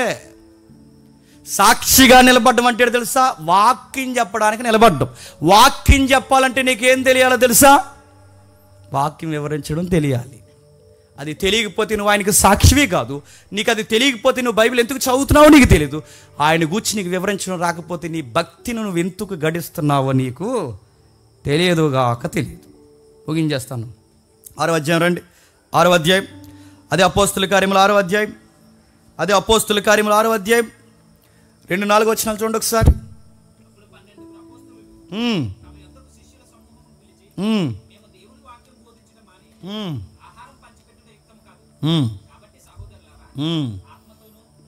ఏటి యుక్తం కదట? వాక్యము బోధించటం అని భోజనాలు పెట్టడం యుక్తము కాదు. భోజనాలు జరిగే టైంలో ఏమాపేస్తారు చెప్పండి? అప్పటి పాస్టర్ గారు 12:30 అయిపోయింది, షుగర్ బీపీలు ఉన్న వాళ్ళు ఉన్నారు, ముందు భోజనాలు పెట్టండి, వాక్యం ఏమైనా ఉంటే తర్వాత చూసుకున్నారు, సిగ్గు లేకుండా అడిగే వాళ్ళు ఉన్నారండి. వీళ్ళు మైకే ఇచ్చేదే మనకు 12కి ఇస్తారు. మైకా వాళ్ళు ఇచ్చేదే 12కి 1 గంటకి ఇస్తారు మనకి. ఇచ్చి మళ్ళీ వెంటనే ముగించేయమంటారు. మరి ఇప్పటివరకు ఏం సాగదీస్తారంటే గ్రీటింగ్ ఉండదండి. అందరూ ప్రసంగికులే. ఇక్కడ మైక్ కట్టుకుంటే అందరూ మైక్ టైసన్లే, వదలడు. నా ముందు ఒక ఆయనకి ఇచ్చారు, సిఐ ప్రెసిడెంట్ సర్కిల్ ఇన్స్పెక్టర్ గారు. ఎవరైనా అడగండి, ఎక్కడ పని చేస్తున్నాను అడగండి. నా ముందు ఆయనకి ఇచ్చారు. అప్పుడు శ్రీకాంత్ నేను వెళ్ళాం అనుకుంటా. వెళ్ళాం, వాక్యం చెబుతున్నా. నెక్స్ట్ నేను చెప్పాలి. నాకు మైక్ నైట్ 8 గంటలకు ఇచ్చాడు తెలుసా. ఆయన గ్రీటింగ్ చెప్పమని ఇస్తే, పెద్ద మనిషికి గ్రీటింగ్స్ చెప్పమని ఇస్తే నైట్ 12:30కి ఇచ్చాడు నాకు మైకు. ఇది గ్రీటింగ్ కాదు, ఇది కోటింగ్. ఇన్ని గంటలు చెబుతావా, నీకు 10 గంటలకు మైక్ ఇస్తే ఆగడే. పబ్లిక్ సప్లై కూడా ఎత్తున్నారు మధ్యలో. పబ్లిక్ సప్లై కొడుతున్నారంటే ఏంటి, ఆపేమని. ఆయన కొడుతున్నాడు అనుకుంటున్నాడు. గ్రీటింగ్స్ చెప్పడం రాదు, టెక్స్ట్ మనీ చెప్పడం రాదు. నడుతున్నాను, సాక్ష్యానికి వాక్యానికి తేడా తెలియదు. మరి ఎందుకు అంటే అడుగుతున్నానండి, చాలా నేరో మైండ్తో ఉన్న బిలీవర్స్ ఈరోజు క్రిస్టియానిటీలో ఎక్కువైపోయారు. ఇదంతా ట్రెడిషనల్ వ్యక్తిని వీళ్ళు ఏమనుకుంటున్నారంటే, మేము దేవుడి కోసం చాలా బాగా బతికేస్తున్నాను, జెరాక్స్ కాపీలా కనబడతారండి ఈ వాక్యం తలగొలిస్తే. అందుకే 2 నిమిషాలు ఎవడైనా మాట్లాడుతుంటే ఆడ స్టఫ్ ఏంటో అర్థమైపోద్దండి. ఎవరైనాతో మాట్లాడుతుంటే వాళ్ళ భక్తిలో ఉన్న స్టఫ్ ఏంటో మనకు అర్థం. 2 నిమిషాలు వాళ్ళతో మాట్లాడితే చాలా తెలిసిపోద్ది, నవ్వు వస్తుంది వాళ్ళ మాటలకి. ఎవరు తన స్పీకర్ మాట్లాడుతుంటే అతను ప్రేయర్ చేసే విధానం తెలిసిపోద్ది, ఆయన వాక్యాన్ని ఏ విధంగా అర్థం చేసుకున్నాడో. అందుకే మీకు చెప్తున్నాను, మనలో ఎవరు అలా ఉండడానికి వీల్లేదు. మన వాక్యాన్ని వివరించాలి, నేర్చుకోవాలి. 6వ అధ్యాయంలో పెద్దలు అంటున్నారు, మేము భోజనాలు పెట్టడం దగ్గర ప్రధాన పాత్ర కాదు, మాకు దేవుడు అప్పగించిన గొప్ప పాత్ర ఏంటంటే వాక్యం బోధించాలి. ఈరోజు చూడండి, భోజనాలు ఎట్టుకుంటారు, భోజనాలు ఎట్టుకుని ఆ భోజనాల దగ్గర నిలబడతారు. ఈ పెద్దలు ఎవరు ఎల్డర్స్ ఉంటారు కదండి, ఈ ఎల్డర్స్ అందరూ కలిసి ఏం చేస్తారంటే, ఇప్పుడు నేనే చర్చ్ ఎల్డర్కే ఎల్డర్ని నేను ఎల్లింగిల్ చేయడానికి అక్కడ వస్తాను, ఎలా తిరుగుతాను. తిరిగి ఆ బకెట్ పక్కనెట్ అన్నా, బకెట్ అదే పెరుగు బకెట్ పక్కనెట్ ఉన్నాయి కదా, కోడికి లోపల ఉంటారు. కోడికి చెప్పండి, మా ఆశ స్లాంగ్ ఉంది చెప్పండి, సాల్తీలు ఫ్రై పక్కనట్టు మన బ్యాచ్ వస్తారు అన్నారు. పెద్దలందరూ భోజనాలు ఇదే ఆడవాడండి. వాళ్ళకి పెరుగు బకెట్లు దాగేస్తారు, కూర బకెట్లు దాచేస్తారు, సాంబార్ కూడా. ఏం చెప్తారు అంటారు, సాయంత్రం మేదేశం తొలుతారా. వాక్యం దగ్గర ఉండదు, వాక్యాలు వినరు.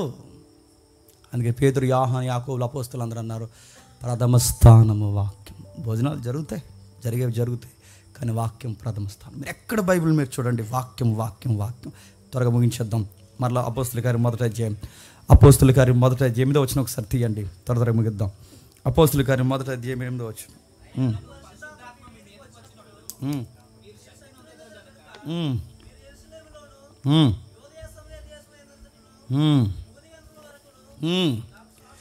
నాకు సాక్షులు నిర్మల రెఫరెన్స్ పట్టుకోండి. ఇందాక సాక్షి ఎవరు, పామరుడైన పేతురు. ఈ రిఫరెన్స్కి మరొక సాక్షి ఎవరో తెలుసా, స్టెఫను. ఆ రిఫరెన్స్కి ఆయన సాక్షిగా నిలబడ్డట. దాని నెరవేర్పు మనకు కనబడుతుంది. చూడండి 7వ అధ్యాయం మొదటి వచనంలో ఒక్కసారి 7వ అధ్యాయం మొదటి వచనం చూడండి. ప్రధాన యాజకుడు ఈ మాటలు నిజమేనని అడిగాను. అందుకు స్టెఫను చెప్పినదేమనగా, సహోదరులారా, తండ్రులారా వినుడి. మన పితరుడైన అబ్రహాము ఆరానులో కాపురం ఉండక మునుపు మెస్సొపొతేమియాలో ఉన్నప్పుడు మహిమగల దేవుడు అతనికి ప్రత్యక్షమై, నీవు నీ దేశము, నీ స్వజనుల దేశము రమ్మని, నేను నీకు చూపించబో దేశముకు రమ్మని అతనితో చెప్పును. ఎంత బాగా మొదలెడతాడు చూడండి. ఒక పామరుడైన పేతురు గారు తనను గురించి సాక్ష్యం చెప్పకుండా ప్రభువు గురించి సాక్ష్యం చెప్పి 3000 మందికి ప్రభువుగా వారి గుండెల్లో ఒప్పించి స్థిరపరిచాడు. ఇప్పుడు స్టెఫను గారు ఆ మొదటి అధ్యాయం 8వ వచనానికి ఆయనకి నెరవేర్పుగా ఇప్పుడు ఆ స్టెఫను గారు ఎవరైతే ఉన్నారో 7వ అధ్యాయం నిలబడితే ఇప్పుడు ఆయన సాక్ష్యం చెప్తున్నాడు. ఆయన సాక్ష్యం ఏం చెప్తున్నాడు స్టెఫను గారు, నాకేదో వంటల పని అప్పగించారు, ఆ సాంబార్ ఎత్తు తిరిగేవాడిని. అలాంటి నన్ను దేవుడు నన్ను పిలిచి ఇంత గొప్పగా ఈరోజు ఇదిగో ఇలా వాక్యం చెప్పిస్తున్నాడు, ఇదంతా దేవునికి మహిమ కలుగును గాక అన్నాడా? ఆ వంటల సాక్ష్యం లేదు, ఆ సాంబార్ సాక్ష్యం లేదు. ఆయనకి ఇచ్చిన అవకాశాన్ని దేనికి ఉపయోగిస్తున్నాడు చెప్పండి. అబ్రహాము దగ్గర నుంచి స్టోరీ స్టార్ట్ చేశాడు. అబ్రహాం గురించి చెబుతాడు, మోసే గురించి చెబుతాడు, ఇస్సాకు, యాకోబులు ఎవరి గురించి చెబుతాడు, దేవదూతల గురించి మాట్లాడతాడు. ఒక్క విషయం ఏంటి, సుదీర్ఘమైన ప్రసంగం చేసి స్టెఫను దాని ల్యాండింగ్ ఎక్కడిస్తాడు తెలుసా? నాజారేయుడైన యేసు పునరుద్ధానం దగ్గర ల్యాండింగ్ ఇస్తాడు. మీరు బైబిల్లో ఎక్కడ మీరు గమనించండి, సాక్ష్యాలు ఇలాగే చెప్పారు. సాక్ష్యాలు ఇలాగే చెప్పారు. వాక్యాన్ని వివరిస్తూనే మాట్లాడారు. ఎన్ని రెఫరెన్స్ మాట్లాడు, కొన్ని రెఫరెన్స్ చెప్తారు. మీరు టూకి వినండి, జ్ఞాపకం పెట్టుకోండి, అవసరమైతే ఇంటికి వెళ్ళి రాసుకోండి. స్టెఫెన్ గారు కోట్ చేసిన రెఫరెన్స్ ఏంటో తెలుసా? ఆదికాండం 12వ అధ్యాయం మొదటి వచనం కోట్ చేశాడు. అది మొదటి రెఫరెన్స్లోనే. 15వ అధ్యాయం 13వ వచనం 14వ వచనం కోట్ చేశాడు. నిర్గమకాండం 1వ అధ్యాయం 8వ వచనంలో కోట్ చేశాడు. 2వ అధ్యాయం 14వ వచనం కోట్ చేశాడు. 3వ అధ్యాయం 5 నుండి 10 వచనాలు కోట్ చేశాడు. ద్వితీయోపదేశకాండం 18వ అధ్యాయం 15వ వచనం కోట్ చేశాడు. 32వ అధ్యాయం 1వ వచనం కోట్ చేశాడు. ఆమోసు గ్రంథం 5వ అధ్యాయం 25వ వచనం నుంచి 27వ వచనం వరకు కోట్ చేశాడు. యెషయా గ్రంథం 66వ అధ్యాయంలో సుదీర్ఘమైన వచనాలు కోట్ చేశాడు. ఇన్ని వచనాలన్నీ ఆయన కలగలిపి లేఖనాన్నే చెప్పండి వివరణాత్మకంగా వివరిస్తే, స్టెఫెన్ గారు ప్రసంగం ఎవరికి తాకిందో లేదో నాకు తెలియదు, కానీ ఒప్పక తప్పక గుండెల్లో దాచుకున్న ఒక మతోన్మాది ఉన్నాడు. ఆ మతోన్మాది పేరు చెప్పండి, సౌలు ఔర్ పౌలు. లేఖనాలు వివరిస్తేనే మాట్లాడతారు, లేఖనాలు వివరిస్తేనే మారుతారు. అందుకే పేతురు కానీ, యోహాను కానీ, స్టెఫెన్ గారు కానీ వీళ్ళందరూ వాక్యాలు బోధిస్తూ బోధిస్తూ బోధిస్తూ బోధిస్తూ బోధిస్తూ ప్రజలను మార్చారు. ఇది సాక్ష్యం. ఈరోజు సాక్ష్యాలు ఏం చెప్తున్నారు చెప్పండి. చెప్పకూడదు, ఎందుకంటే లైవ్ వెళ్తున్న మళ్ళీ ఆ చెల్లెళ్ళు అక్కలో చూస్తే బాధపడతారని చెప్పట్లేదు, కానీ జస్ట్ ఇంటికి చూడలేస్తారు. ఎందుకంటే ఎంతో కొంత వాళ్ళు మారాలి, వాళ్ళు మార్చాల్సిన బాధ్యత మనకు ఉంది. ఒకరోజు ఫీల్ అవుతుందంట ఆవిడ, ఫీల్ అవుతూ ఏంటి మై లాట్, ఏంటి నా లైఫ్లో ఇంత క్రైసిస్ వచ్చి పడిపోయింది, ఈ కొత్త ఇంట్లో ఈ కాపురం చేయడం నాకు చాలా కష్టంగా ఉంది, ఏంటి ప్రభు అని బాధపడినప్పుడు ఏమైంది అని ఆ పరిశీలనలో తేలిన విషయం, ఆ ఇంట్లో ఎలకలు ఎక్కువైపోయినాయి అంట. ఈ ఎలకలతో నేను ఉండలేకపోతున్నాను, ఏంటి ప్రభు అని బాధపడినప్పుడు ఆ చెల్లికి దేవుడు చెప్పాడట, ప్రేయర్లో ఆన్సర్ చేశాడట, కంగారు పడకు నా కుమారి, రేపు ఉదయాన్నే మీ ఇంటికి 3 పిల్లులు పంపుతానన్నాడంట. ఇది సాక్ష్యం. మిలియన్ వ్యూస్ ఉన్నాయి చూసారా. చదువులు ఏమయ్యాయి అని అడుగుతున్నాను. మీ చదువులు ఏమయ్యాయి? చూడడానికి యంగ్స్టర్స్లా కనబడుతుంది. మీ చదువులు ఏమయ్యాయి? థియాలజీ తెలీదా? పోనీ థియాలజీ తెలియకపోతే కనీసం రెఫరెన్స్ వివరించాలన్న జ్ఞానం లేదా? చదువుకున్నారు, ఉద్యోగాలు చేస్తున్నారు, మీకు అసలు కనీసం ఇంకిత జ్ఞానం బేసిక్స్ కూడా తెలియవా? ఇలాంటివి చెబితే బయట నవ్వుతారు. దేవుడు మేలుకరమైన కార్యాలు చేస్తారు, కానీ ఇంత సీప్ ట్రిక్స్ ఉపయోగించి సాక్ష్యాలు చెప్పకండి. బైబిల్లో సాక్ష్యాలు అలా చెప్పలేదు. బైబిల్లో సాక్ష్యం వాక్యాన్ని వివరించారు. పేతురు గూర్చి మరొకరు చెప్పారే తప్ప పేతురు గూర్చి పేతురు చెప్పండి ఎక్కువ చెప్పుకోలేదు. పౌలు గారి గురించి ఇతరులు చెప్పారు తప్ప పౌలు గారి గురించి ఎక్కువ చెప్పుకోవడానికి ఇష్టపడలేదు. వాళ్ళకి టైం దొరికినప్పుడల్లా ప్రభువుని ఎక్కువ ఎక్స్పోజ్ చేశారు. 8వ అధ్యాయం ముగిద్దాం. Just 2 quick outlines. ఒక ఫైనాన్షియల్ మినిస్టర్ వస్తారు, అక్కడ మీకు తెలుసు కదా, అపోస్తలుల గారి 8వ అధ్యాయం. కందాకే కింద ఇథియోపియా. అక్కడి నుంచి కందాకే అని ఒక రాజ్యం, కాండస్ అంటారు ఇప్పుడు దాన్ని. తర్వాత 1997 వరకు కూడా ఈ సింహాసనం దగ్గర నడిచిందని టాక్ ఉంటుంది. ఆ చిట్ట చివరి రాజు 1997-47 నాకు సరిగ్గా గుర్తులేదు. ఆ చిట్ట చివరి రాజు ఉంటాడు, ఈ కాండస్ సింహాసనాన్ని కొనసాగించిన రాజు. దానికి ఒక సాక్ష్యం ఉంటుంది, ఎప్పుడైనా సాక్ష్యం మనం కుదిరినప్పుడు చెప్పుకుందాం. ఆ చిట్ట చివరి రాజు ఏమని క్లైమ్ చేసుకున్నాడు తెలుసా? ఆ కాండస్ సింహాసనం మీద ఏమని కోట్ చేసుకున్నాడు అంటే, నేను ఎవరో కాదు, కింగ్ సాల్మన్కి నేను సన్ను అని చెప్పుకున్నాడు. ఆయన కింగ్ సాల్మన్కి నువ్వు కొడుకు ఎలా అవుతావంటే, అప్పట్లో ఒక ఆవిడ వెళ్ళింది అక్కడి నుంచి జర్నీ, దక్షిణ దేశపు రాణి, శాబా దేశపు రాణి. ఆ రాణి గారు అబ్బాయి నేనే, అబ్బాయిని చివరి అబ్బాయిని నేనే, ఆ అబ్బాయిని నేను పరిపాలిస్తున్నాను. ఇప్పుడు మాది ఇది కాండస్ సింహాసనం అని చెప్పుకున్నారంటే, ఆ సింహాసనం దగ్గర నుంచి ఆ రోజుల్లో 2000 సంవత్సరాల క్రితం అక్కడి నుంచి ఒక ఫైనాన్షియల్ మినిస్టర్ జెరూసలేంకి వచ్చాడు. వస్తే ఏం జరిగింది? ఫైనాన్షియల్ మినిస్టర్ దగ్గరికి వెళ్ళి పరిశుద్ధాత్ముడు ఏం చేస్తున్నాడు చూడండి. పిలుపుని పిలుచుకుని వచ్చి ఆ పిలుపుని మాట్లాడమన్నాడు. పిలుపు పరిగెడుతూ మాట్లాడుతుండగా ఫైనాన్షియల్ మినిస్టర్ ఏం చేస్తున్నాడు చెప్పండి? లేఖనం చదువుతున్నాడు. ఇప్పుడు చెప్పండి, ఫైనాన్షియల్ మినిస్టర్ని మార్చాలి అంటే ఏం చెప్తే మారుతాడు? ఫైనాన్స్ చెప్తే మారుతాడా? అర్థమెటిక్ చెప్తే మారుతాడా? రీజనింగ్ ఇంకేమున్నాయి, మ్యాథ్స్ ఏమని చెప్తే మారుతాడా? వాడికి ఏం చెప్తే మారుతాడు? ఫైనాన్షియల్ మినిస్టర్ రాష్ట్ర బడ్జెట్ లెక్కలు మాట్లాడతాడా, దేశ బడ్జెట్ లెక్కలు మాట్లాడతాం, ఫారిన్ బడ్జెట్ లెక్కలు తెచ్చి అయ్యా అక్కడ ఎలా అమలు చేస్తున్నారు, మనం ఎలా అమలు చేద్దాం, మీకు కూడా పేరు వస్తుందని అక్కడ బడ్జెట్ ఇక్కడ డౌన్లోడ్ చేస్తే మారుతాడా? వాడికి ఏం చెప్తే మారుతాడు? ఫైనాన్షియల్ మినిస్టర్ మార్చాలంటే వాడికి ఏ లాజికల్ చెప్తావు? ఏ బడ్జెట్లు చెప్పలేదు, అతనికన్నా తెలివితేటలు మనకు లేవు బడ్జెట్లో.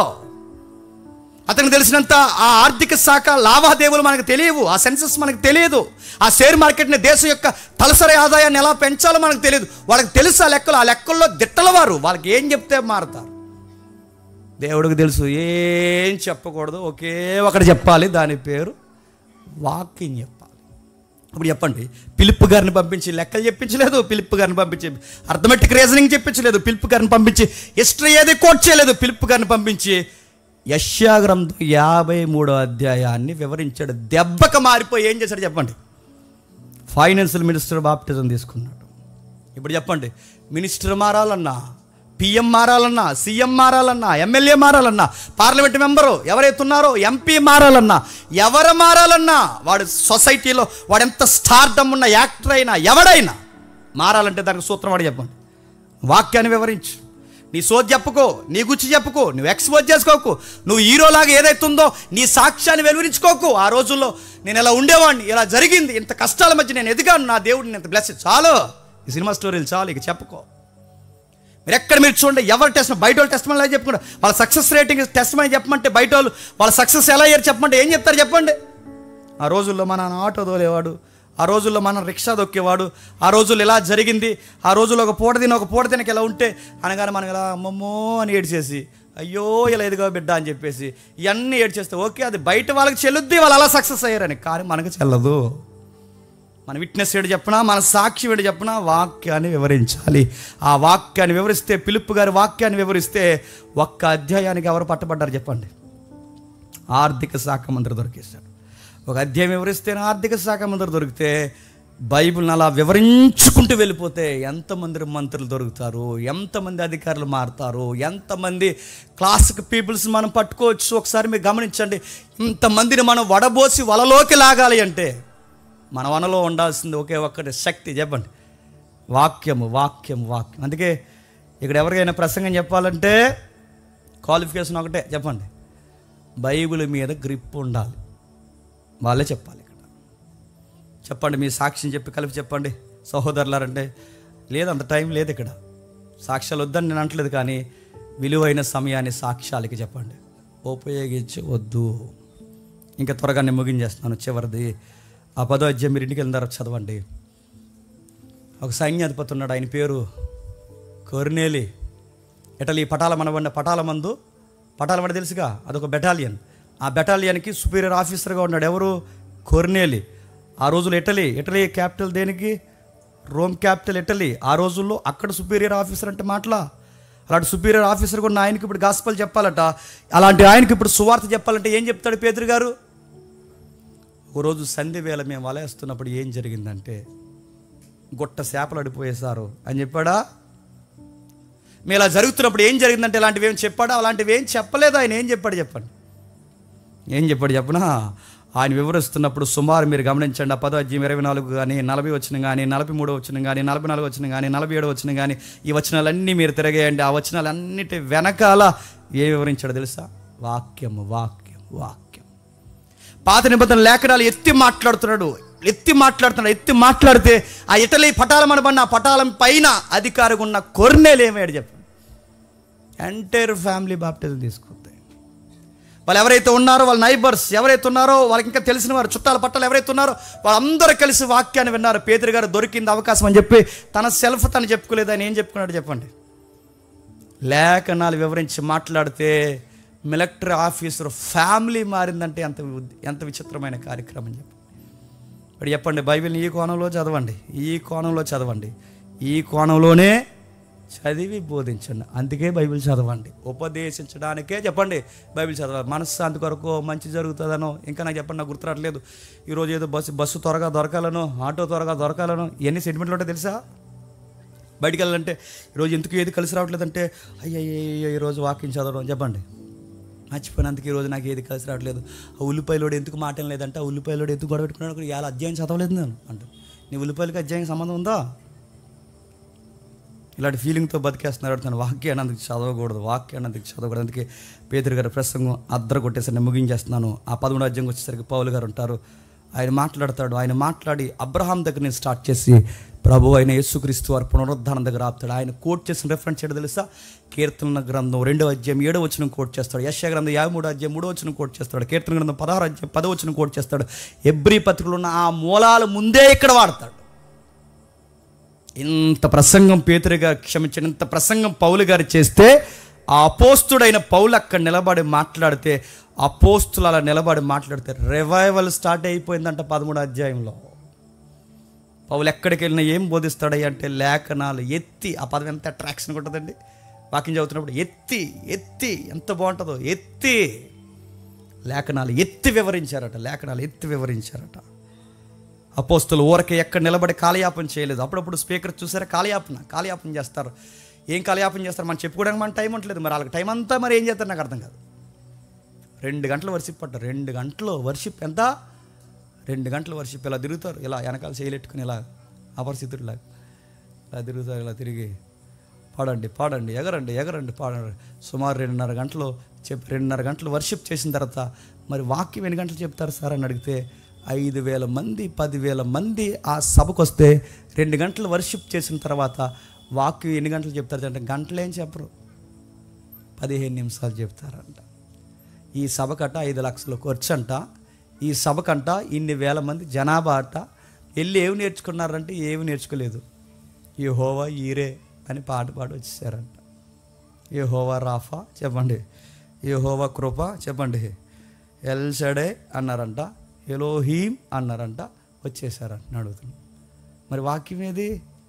మరి వాక్యం ఆయన ఏం చెప్పాడు? 15 నిమిషాలు అంటే వాక్యం 15 నిమిషాలు ఏం చెప్పాడంటే మార్తా ఇక మారవా అన్నాడు. ఇంకా మారితే ఇంకా రోజుకి మార్త గొడవ ఎప్పుడు? ఆ మార్త మరియమ్మ గొడవే. ఎన్ని విషయాలు ఉన్నాయండి బైబిల్లో. నేను అడుగుతున్నాను, ఇనే క్యాపబిలిటీ ఉంటే, మళ్ళీ చెప్తున్నాను, ఇనే శక్తి ఉంటే చెప్పేవాడు చాలా బాగా వివరిస్తాడు. అందుకే చాలా మెసేజ్లు మనం అన్న మాట, జ్ఞానము చెప్పేవాడిని బట్టి ఉండదు, వినేవాడిని బట్టి ఉంటుంది. మీ గ్రోత్ పెరిగే కొలది ప్రసంగాల స్థాయి కూడా పెరుగుద్ది. మీరు వినే కొలది బైబిల్ ఇంకా ఎన్నో విషయాలు ఉన్నాయి, అవన్నీ మనం వినగలిగే శక్తిని దేవుడు ఇస్తాడు. నాకు ఎప్పటి నుంచో నేను చదువుకున్న తొలినాళ్ళల్లో నాకు ఎప్పుడో మెస్పరైజింగ్ అనిపించిన పాయింట్ నేను ఎప్పుడో చెప్తాం అనుకున్నాను. కానీ అది చెప్తే అర్థమవుదా అని చెప్పండి నేను చాలా కాలం నుంచి. అదేంటి చెప్పిన 7th డే 7వ రోజు ఉంది చూసారా, 7th డే, అది కాస్మాలజీతో కలిపి మాట్లాడుకుంటే మళ్ళీ చెప్తాను, మనకు ఎంతో కొంత సెకండ్ కమింగ్ అనేది ఈ టైమింగ్లో జరగవచ్చు అనేది మనకు అర్థమవుద్ది. చాలా మెస్పరైజింగ్ ఉంటుంది. అవన్నీ ఆ రెఫరెన్స్ ఉన్నాయి, వాటి చెప్తే మొత్తం. ఈరోజు జేమ్స్ గారు ఏం చెప్పారంటే చీకటి వీలుగా అన్నాడు ఏదో అన్నాడు అంటారు ఎవ్వరు. అలాంటి సబ్జెక్ట్స్ ఎన్నో ఉన్నాయి, అడుగుతున్నాను, ముగించేస్తున్నాను. అపోస్తుల కార్యం 17వ అధ్యాయం ముగించేద్దాం. జస్ట్ మీరు వినండి. 17వ అధ్యాయం కానీ 18వ అధ్యాయం కానీ సుమారు కొరింథీలో 1.5 year నిలబడి, సంవత్సరం నిలబడి పౌలు గారు క్రమం తప్పకుండా బోధిస్తే కొరింథీ సంఘం ఫామ్ అయిపోయిందంట. 1.5 years నిలబడి క్రమం తప్పకుండా వాక్యం బోధిస్తే కొరింథీ సంఘం ఒక రివైవల్ స్టార్ట్ చేసింది. సువార్త చెబితే క్రీస్తుని అంగీకరించిన అనేక మంది కొరింథీ ప్రజలు మారిపోయారు. కొరింథీ టౌన్ అంటే చెప్పిన ఈరోజు పాస్ కల్చర్ ఉందిగా. ఈరోజు ఆ రోజుల్లో అక్కడ ఉండేదట. ఏ టౌన్లో? వెచ్చలవిడి పాటలు, ఇంకా కొన్ని మాటలు చెప్తున్నాను. ఈ అబ్యూజ్ లాంగ్వేజ్ ఉందో చూసారా, కొన్ని మాటలు నేను చెప్పకూడదు. ఈ మాటలన్నీ ఆ రోజులలో వాడేశారు వాళ్ళు. ఈరోజు ఎవ్రీడే బతుకుండగానే ఎంజాయ్ ఎవ్రీడే ఎంజాయ్ అంటున్నారు చూసారా. ఈ ఫిలాసఫీ ఎక్కడదనుకుంటున్నారు? ఆ రోజులలో వాడారు. తిందుము, త్రాగుదము, తిరుగుతాం, రేపు చనిపోదాం కనుక ఎవడు చూసి వచ్చాడు? ఈరోజే చెప్పండి, తిందాం, తాగుదాం, ఎగురుదాం అని ఫిలాసఫీకి పెట్టింది పేరు. ఆ రోజుల్లో సామెత ఉండేదట, మరి మంచిగా ఎంజాయ్ చేసి పాడైపోవాలంటే ఎక్కడికి వెళ్ళాలరా అంటే ఆ రోజుల్లో గొప్ప సామెత అని చెప్పిన కొరింథీ పోదాం రండ్రా అని చెప్పుకునేవారట. కొరింథీ పోదాం రండ్రా అని చెప్పుకునే అలాంటి టౌన్లో సంఘం కట్టాడంటే ఏం చెప్పి సంఘం కట్టుంటాడు చెప్పండి? వాక్యం. ఈరోజు ఢిల్లీ కానీ, ముంబై కానీ, హైదరాబాద్ కానీ ఎంత అడ్వాన్స్గా ఉన్నాయండి ఈరోజు కల్చర్లో. గొప్పల సంఘాలు ఉన్నాయి, పెద్ద సంఘాలు ఉన్నాయి, నాయకులు ఉన్నారు, వాక్యం చెప్పట్లేదు. అలాంటి పబ్లిక్ని మార్చాలంటే వాళ్ళకి ఏం చెప్తావు? అలా డీసోలు చూసినట్టు ఇక్కడ ఒక షో వేస్తున్నారు. ఇప్పుడే చూసిన వీడియో, అలా డీసో చేసినట్టు ఇక్కడ ఒక షో, అక్కడ ఏదో ఎంటర్టైన్మెంట్ ప్రోగ్రామ్, ఇక్కడ జబర్దస్త్ షో, అక్కడేదో నాటకాలు వేస్తారు, ఇక్కడ కూడా మన వాళ్ళు చిన్న స్కిట్లు. వాక్యం ఏది? టెస్ట్ మనీ రికార్డ్ చేశారట. అప్పట్లో ఇంట్లో ఉండేవారు, ఇప్పట్లో చెప్పండి ఈ ఇంట్లోకి వెళ్ళారు. ఇది మళ్ళీ వీడియో రికార్డు. మరి ఈ ఫోటోలను ఎక్కడికి గ్యాదర్ చేస్తున్నారో తెలియదు. ఆ వీడియో మళ్ళీ స్క్రీన్ మీద వేయడం, ఇవన్నీ చూసే మీకు అనిపిస్తుంది, ఆహా ఈ చర్చికి వస్తే ఈ ఇంట్లో నుంచి చెప్పండి ఆ ఇంట్లోకి వెళ్తామన్నమాట. వెళ్తారు కంగారు, అందరూ వెళ్తారు. మీరు అందరూ పెద్దిల్లు ఉంది మీకు. ఇలాంటివన్నీ చెప్పుకుంటున్నాను, అడుగుతున్నాను. ఏది ఆయన మాట్లాడాడు. అపోస్తుల కార్యములు 18వ అధ్యాయం, నేను వివరిస్తున్నాను 18వ అధ్యాయం. ఆయన లేఖనాలు ఎత్తి మాట్లాడితే ఎంత ఉద్యమం వచ్చింది. సుమారు 19వ అధ్యాయం 8 నుంచి 20 వరకు సుమారు 3 నెలలు గడిపాడట. అక్కడ 3 నెలలు గడిపితే మీరు గమనించండి, 3 నెలల వాక్యం చెబితే ఎంత ఉద్యమం వచ్చింది తెలుసా? మాంత్రికులు మారిపోయారు. బ్లాక్ మ్యాజిక్ మీకు తెలుసు కదా, ఈ చేతబడి చిల్లంగి ఏవైతే ఉన్నావో వీటన్నిటిని గుచ్చి ఆ రోజుల్లో బుక్స్, పెద్ద పెద్ద బుక్స్ ఉండేవట, నిజంగానే పుస్తకాలు ఉండేవట. ఆ రోజుల్లో రాశారట, ప్రాక్టీసులు ఉన్నాయి అక్కడ. చాలామంది ఏమన్నారంటే దయ్యాలు ఉన్నాయంటారా, లేవంటారంటే క్లాస్ అయ్యి కనబడి చెప్తాను ఉన్నాయో లేదో. ఓ గేమ్ ఉంది, ఆడదాం సరదాగా. ఎవడన్నా ఆడదాం అంటారంటే ఎవడు రావట్లేదు నాకు కూడా. నిజంగానే నేను నమ్మను ఆ గేమ్ని చాలా కాలం క్రితం. కానీ చెప్పినాడు ఏడబ్ల్యూ టోజర్ అంటే మాటలా టోజర్ అన్నాడట. ఇలాంటి చెప్తే మనం ఏమంటున్నారంటే జేమ్స్ గడ దయ్యాలు పోయి వినేస్తున్నాడు జనాలకు అంటారు. ఆ రోజుల్లో దయ్యాల విద్య ఉంది, అదొక ప్రాక్టీస్. అంటే దాన్ని పిలుస్తారన్నమాట, దయ్యాన్ని అలా పిలుస్తారు. అది ముగ్గేస్తాడో గొబ్బెం పెడతాడో మనకు తెలియదు, కానీ అది అందులో కూర్చుని అదొక ప్రాక్టీస్, అది పిహెచ్డి. ఆ రోజుల్లో అది కూడా విద్యట. మనకి ఉపనిషక్తులు ఏ ఉంటాయి అనుకోండి, ఉపనిషక్తులు నాకు సరిగ్గా గుర్తురావట్లేదు. ఎన్ని ఉపనిషక్తులు ఉన్నాయి నా బాబులు మీరు, నాకు సరిగ్గా ఎప్పుడు చదువుకున్నప్పుడు ఉంది. అందులో దయ్యాల విద్య నేర్చుకునే ఒక ఉపనిషత్తు ఉంటుంది. దీనికి పురాతనమైనది అక్కడ. ఆ రోజుల్లో ఏదైతే ఉందో ఇది విద్య. ఆ రోజుల్లో చదివేవారట ప్రత్యేకించి ఇన్ని పెద్ద పెద్ద పుస్తకాలు. ఆ రోజుల్లో అది అమ్మితేనంట, ఆ రోజుల్లోనే లక్షల రూపాయల పుస్తకాలంట. అలాంటి గొప్ప పుస్తకాలను రోజు చదువుతుండి ప్రాక్టీస్ చేస్తాడు. మరి ఏం చేస్తారంటే పిలుస్తారేమో, వాడిని ఎలా పిలుస్తారో మనకు తెలియదు. రారా రారా రా అని ఎలా పిలుస్తాడు? ఆడు మామూలుగా పిలవకుండానే వచ్చేస్తాడు. ఎవడు? ఆడు మామూలుగా ఊడ్చి అమర్చి ఉండుట చేత చెప్పండి ఆడికంటే మరి 7 చెడ్డవైన దయ్యాలను తీసుకుని వచ్చి వస్తున్నా అన్నాడంట. ఆడు మామూలుగా ఎవడన్నా మారితేనే వాడిని ఎలా చెడగొట్టాలో చూస్తాడు. అలాంటిది ఊడ్చమ్మని వాడిని ఇంకా చెడగొడతాడు. అలాంటిది ఆడికి గొబ్బం పెట్టి ముగ్గెట్టి రా స్వామి అంటాడు, రాకుండా ఉంటాడా? వస్తున్నాను బేబీ అంటాడు. రాడు, ఖచ్చితంగా వస్తాడు. అలాంటి ప్రాక్టీసులు వాళ్ళు చేసేవారట, అలాంటివన్నీ జరిగించేవారట. అదేంటో మనకు తెలియదు. ఆ టైంలో ఇలాంటి మాంత్రికులను మార్చాలంటే ఏం చెప్తే మారుతారు చెప్పండి? ఏం చెప్తే? మనం మంత్రాలు చెప్తే మారుతారా? మీ మంత్రాల కన్నా మా మంత్రాలు గ్రేటర్ అబ్బాయి రా అని, ఇదిగో యేసు రక్తము చెప్పండి జై అంటే ఆడు మారుతాడా? అది ఏదో చెప్తారు కదా, ఓం భీమ్. మనకేమున్నాయి చెప్పండి మంత్రాలు? మనకున్నాయి తెలుసా మంత్రాలు? మన వాళ్ళు మంత్రాలు చెప్తారు కదా, యేసు నామం, యేసు రక్తం. ఇంకా చెప్పండి, నాకు గుర్తురావట్లేదు. చెప్పండి ఏదో బాగా అలవాట్లో అని చెప్పు. ఇలాంటి మంత్రాలు ఏవో చెప్తారు నడుతుంది. మన వాళ్ళు కూడా ఆ మంత్రం కన్నా ఈ మంత్రం గొప్పదని మంత్రాల్లోని మార్చాలంటే మంత్రాలు చెబితే మారుతారా? మంత్రాలకి సింతకాయలే రాలో. అలాంటిది ఆడు మారతాడా? మారరు. మరి ఏం చెప్పి మార్చారు పేతురు పౌలు గారు అంటే 19వ అధ్యాయం మీరు ఇంటికి వెళ్ళారు చదవండి. 8 నుంచి 20 వరకు నాన్ స్టాప్గా ఆయన వాక్యం మాట్లాడితే మాంత్రికులు మారిపోయి దయ్యాలు వచ్చన్నాయట. మీరెవరు? యేసు నామమున వచ్చిన పౌలు బోధకులారా మీరు మాకు తెలుసు అన్నారంట. వాక్యం చెబితే మారిపోయారు, వాక్యం చెబితే మాంత్రికులు మారిపోయారు. ఆ ఊరంతా సుమారు 2 సంవత్సరాల్లో గొప్ప ఉద్యమం వచ్చింది. ఆ తర్వాత మీరు కిందికి వచ్చిన తర్వాత చదవండి. ఆ వాక్యము 2 సంవత్సరాలు నిలబడి మాట్లాడితే అర్తిమీదేవి గుడి సేక్ అయిపోయిందంట. అర్తిమీదేవి డయానా టెంపుల్ తెలుసుగా. అర్తిమీదేవి గుడికి వెళ్ళే ప్రజలు మారిపోయి గుడికి వెళ్ళేవారు. 7 wonders, old 7 వండర్స్లో 1 of the wonder ఏంటి? ఇదే అర్తిమీదేవి టెంపుల్. అలాంటి టెంపుల్కి వెళ్తున్న వారు కూడా మారిపోయి ఇప్పుడు పౌలు గారి దగ్గర సంఘంగా కూర్చున్నారంటే ఏం చెప్పి మార్చాడు చెప్పండి? వాక్యము వాక్యము వాక్యము వాక్యము. దొంగలు మారిపోయారు, అల్లరి చేసేవారు మారిపోయారు, వేసగాండ్రులు మారిపోయారు, మోసగాళ్ళు మారిపోయారు. వీళ్ళందరినీ ఎలా మార్చాడంటే వాక్యం చెప్పి మార్చేశాడు. ఒట్టే చెబుతున్నాను, ముగిస్తాను ఇంకా. ప్రసంగం అంతట్లో పబ్లిక్ ఇష్టమైన మాట అంట. చెప్పండి, ముగిస్తున్నాం, నిజంగానే ముగిస్తాం. అపోస్తలుల కార్యం చివరి అధ్యాయం 28వ అధ్యాయం ఒకసారి చూడండి. 28వ వచనం, క్షమించండి, 28వ అధ్యాయం. అపోస్తలుల కార్యం 28వ అధ్యాయం చివరి వచనాలు చూద్దాం ఒకసారి. 31వ వచనం.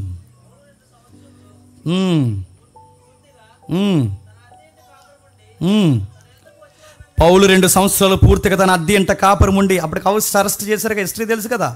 ఈ రిఫరెన్స్ మనం చదివే సమయానికి పౌలు గారికి అరెస్ట్ వారెంట్ ఇచ్చి అరెస్ట్ చేశారు. ఆయన ఇంకెక్కడికి వెళ్ళకూడదు. అరెస్ట్ వారెంట్ టైంలో కూడా అద్దింట్లో ఉండి ఏం చేస్తున్నాడు చెప్పండి? 2.5 సంవత్సరాలు నాన్ స్టాప్గా తన యొద్దకు వచ్చి వారిని అందరినీ సన్మానించి, ఏ ఆటంకము లేక సంపూర్ణ ధైర్యముతో దేవుని రాజ్యమును గురించి ప్రకటించుచు, ప్రభు అయిన యేసుక్రీస్తును గురించిన సంగతులు బోధించుచూ ఉండెను. అపోస్తలుల కార్యంలో ఉన్న బ్యూటీ ఏంటి చెప్పనా? బోధించుచూ ఉండెను. ముగియలేదు పుస్తకం, గుర్తుపెట్టుకోండి. అపోస్తలుల కార్యముల యొక్క అందం ఏంటో తెలుసా? బోధిస్తూ ఉండెను అంటే దాని అర్థం ఏంటి చెప్పనా? ఆ బోధన ఇంకా పరిశుద్ధాత్ముడు చెప్పండి కొనసాగిస్తూ ఉండేను. అందుకే అపోస్తలుల కార్యం ముగియదు, అపోస్తలుల కార్యం పుస్తకం ముగియదు. ఎందుకు చెప్పనా? ఆ బోధన కొనసాగించే బాధ్యత ఎవరికి ఇచ్చాడు చెప్పండి? నీకు, నాకు, మన భుజాల మీద పెట్టాడు. అపోస్తలుల కార్యం బోధించుచు ఇంకా బోధిస్తున్నారంటే ఇంకా బోధిస్తున్నారు. అపోస్తలులు నడిపించిన ఆ పరిశుద్ధాత్ముడే, అపోస్తలులను వాడుకున్న ఆ పరిశుద్ధాత్ముడే నిన్ను నన్ను వాడుకుంటాడు. ఇంకనూ బోధిస్తాడు. పరిశుద్ధాత్మను పొందుకున్న వారు ఏం చేస్తారంటే ఓగరు. పరిశుద్ధాత్మను పొందుకున్న వారు ఏం చేస్తారంటే దయ్యం పట్టినట్టు నేను అక్కడ నుండి వచ్చానని అనరు. పరిశుద్ధాత్మను పొందుకున్న వారు ఏం చేస్తారంటే లేఖనాన్ని చక్కగా చెప్పండి వివరిస్తారు. అపోస్తలులు చేసిన గొప్ప పరిచర్య లేఖనాలను వివరించారు. ప్రభు అయిన యేసుక్రీస్తు వారు లేఖనాలు ఎత్తి తను తాను కోట్ చేసుకున్నాడు. ప్రవక్తలు, సమూయేలు, బోధకులు ఎవరైతే మాట్లాడారో అందరూ వాక్యాన్ని ఎత్తి మాట్లాడే వాళ్ళు అన్నారు, ఇదిగో మేము దేవునికి సాక్షులు. ఇప్పుడు చెప్పండి, దేవునికి సాక్షులం అంటే ఎలా సాక్షులం చెప్పండి? వాక్యాన్ని వివరించడమే సాక్ష్యం. ఇప్పుడు బైబిల్ ఎందుకు చదవాలి? ఉపదేశించడానికి చదవాలి. ఎవరి కోసం ఉపదేశించాలి? క్రీస్తుని గురించి ఉపదేశించడానికి చదవాలి. ఆ ఉపదేశిస్తున్నప్పుడు నువ్వు ఎవరికి విట్నెస్గా నిలబడాలి? క్రీస్తుకు సాక్షిగా నిలబడాలి. ఇలా అనే భక్తిని చెప్పండి కొనసాగించాలి. నీ ఉద్యోగంలో నిలబడతావో, నీ చదువులో నిలబడతావో, నీ సంసారంలో నిలబడతావో, నీ సొసైటీలో నిలబడతావు, ఎక్కడ నిలబడతావు నిలబడు. నీ నాలుక మీద రెఫరెన్స్ ఉండాలి. నీ ప్రతి నోటలో రెఫరెన్స్ వివరించే జ్ఞానం నీకు ఉండాలి. ఎక్కడ మాట్లాడినా, ఏ కోణంలో మాట్లాడినా పలానా రెఫరెన్స్ ఏంట్రా అని అడిగినప్పుడు చెప్పగలిగే జ్ఞానం నీకు ఉండాలి. అలానే బైబిల్ చదవాలి. మనశ్శాంతికి బైబిల్ చదవకండి, మానసిక రుగ్మతలు పోతాయని బైబిల్ చదవకండి. బైబిల్ నేర్చుకోవడానికి బైబిల్ని చదవండి. ప్రభు అయిన యేసుక్రీస్తు వారు పలికిన మాటలను దేవుడు నమ్మి మనకిచ్చాడు. ఆ నమ్మకమైన మాటలు మనం బోధిద్దాం.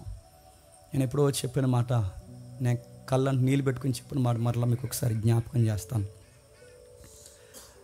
దేవుని కుమారుడు భూమి మీదకి వచ్చి, ప్రభు అయిన యేసుక్రీస్తు వారు భూమి మీదకి వచ్చి ఆయన చేసిన గ్రేటెస్ట్ మినిస్ట్రీ ఏంటనే బైబిల్ని అడిగితే బైబిల్ చెప్తుంది వాక్యము బోధించుచు అనుంది. ఆయన నోరు తెరిచి ఉపదేశించినది ఏమనగా అంటే దేవుని కుమారుడు భూమి మీదకి వచ్చి చేసిన గొప్ప పరిచర్య ఏంటో తెలుసా? ఆయన నోరు విప్పి ఉపదేశించినది ఏమనగా. అలాంటి గొప్పతనాన్ని మళ్ళీ ఎక్కడ పెట్టాడు చెప్పండి? ఆ ప్రభువు చేసిన గొప్ప మినిస్ట్రీని మళ్ళీ ఇప్పుడు నిన్ను నన్ను చేయమంటున్నాడంటే మనం ఎంత ధన్యత పొందుకున్నామని చెప్పండి. అది నువ్వు చేయట్లేదంటే నీ దేవుడు నీకు అర్థం అవ్వలేదు, నీ బైబిల్ నీకు అర్థం అవ్వలేదు, ఏం భక్తి చేస్తున్నావు నీకు తెలియట్లేదు. నా సాక్ష్యము లేఖనం, నా జీవితం లేఖనము, నా నోరు విప్పితే లేఖనము. నేను లేఖనంలో నుండి ప్రభు అయిన యేసుక్రీస్తు వారిని గురించి వివరిస్తాను. ఉపదేశించడానికే బైబిల్ చదవాలి, సాక్ష్యంగా ఉండడానికి బైబిల్ చదవాలి. ఈ బైబిల్ మీరు అలాగా అర్థం చేసుకోండి, ఆశీర్వాదకరంగా ఉండండి. మరి మా అవసరాలు దేవుడు తీరుస్తాడంటే తీరుస్తాడు. ఆయన వాగ్దానం ఇచ్చాడు, మొదట ఆయన రాజ్యాన్ని నీతిని ఎతకండి, మీకేం కావాలో ఆయన చూసుకుంటాడు. నీకు ఏ టైంకి సక్సెస్ కావాలో ఆయనకు తెలుసు, నీకు ఏ టైంకి బ్లెస్సింగ్స్ కావాలో ఆయనకు తెలుసు. ముందు ఆయన చెప్పిన పని చేయి, ఆయన రాజ్యం ఏంటో తెలుసుకో, ఆయన నీతి అంటే ఆయన వాక్యం ఏంటో తెలుసుకో, లేఖనం ఏంటో అర్థం చేసుకో. నీ అవసరం ఏంటో ఆయన చూసుకుంటాడు, ఆయన యొక్క చిత్తం ఏంటో నువ్వు తెలుసుకో. నీ లైఫ్ ఒక రోజుకి సక్సెస్ రేటింగ్లో నడుస్తుంది. దేవుడు మిమ్మల్ని బ్లెస్ చేయను గాక.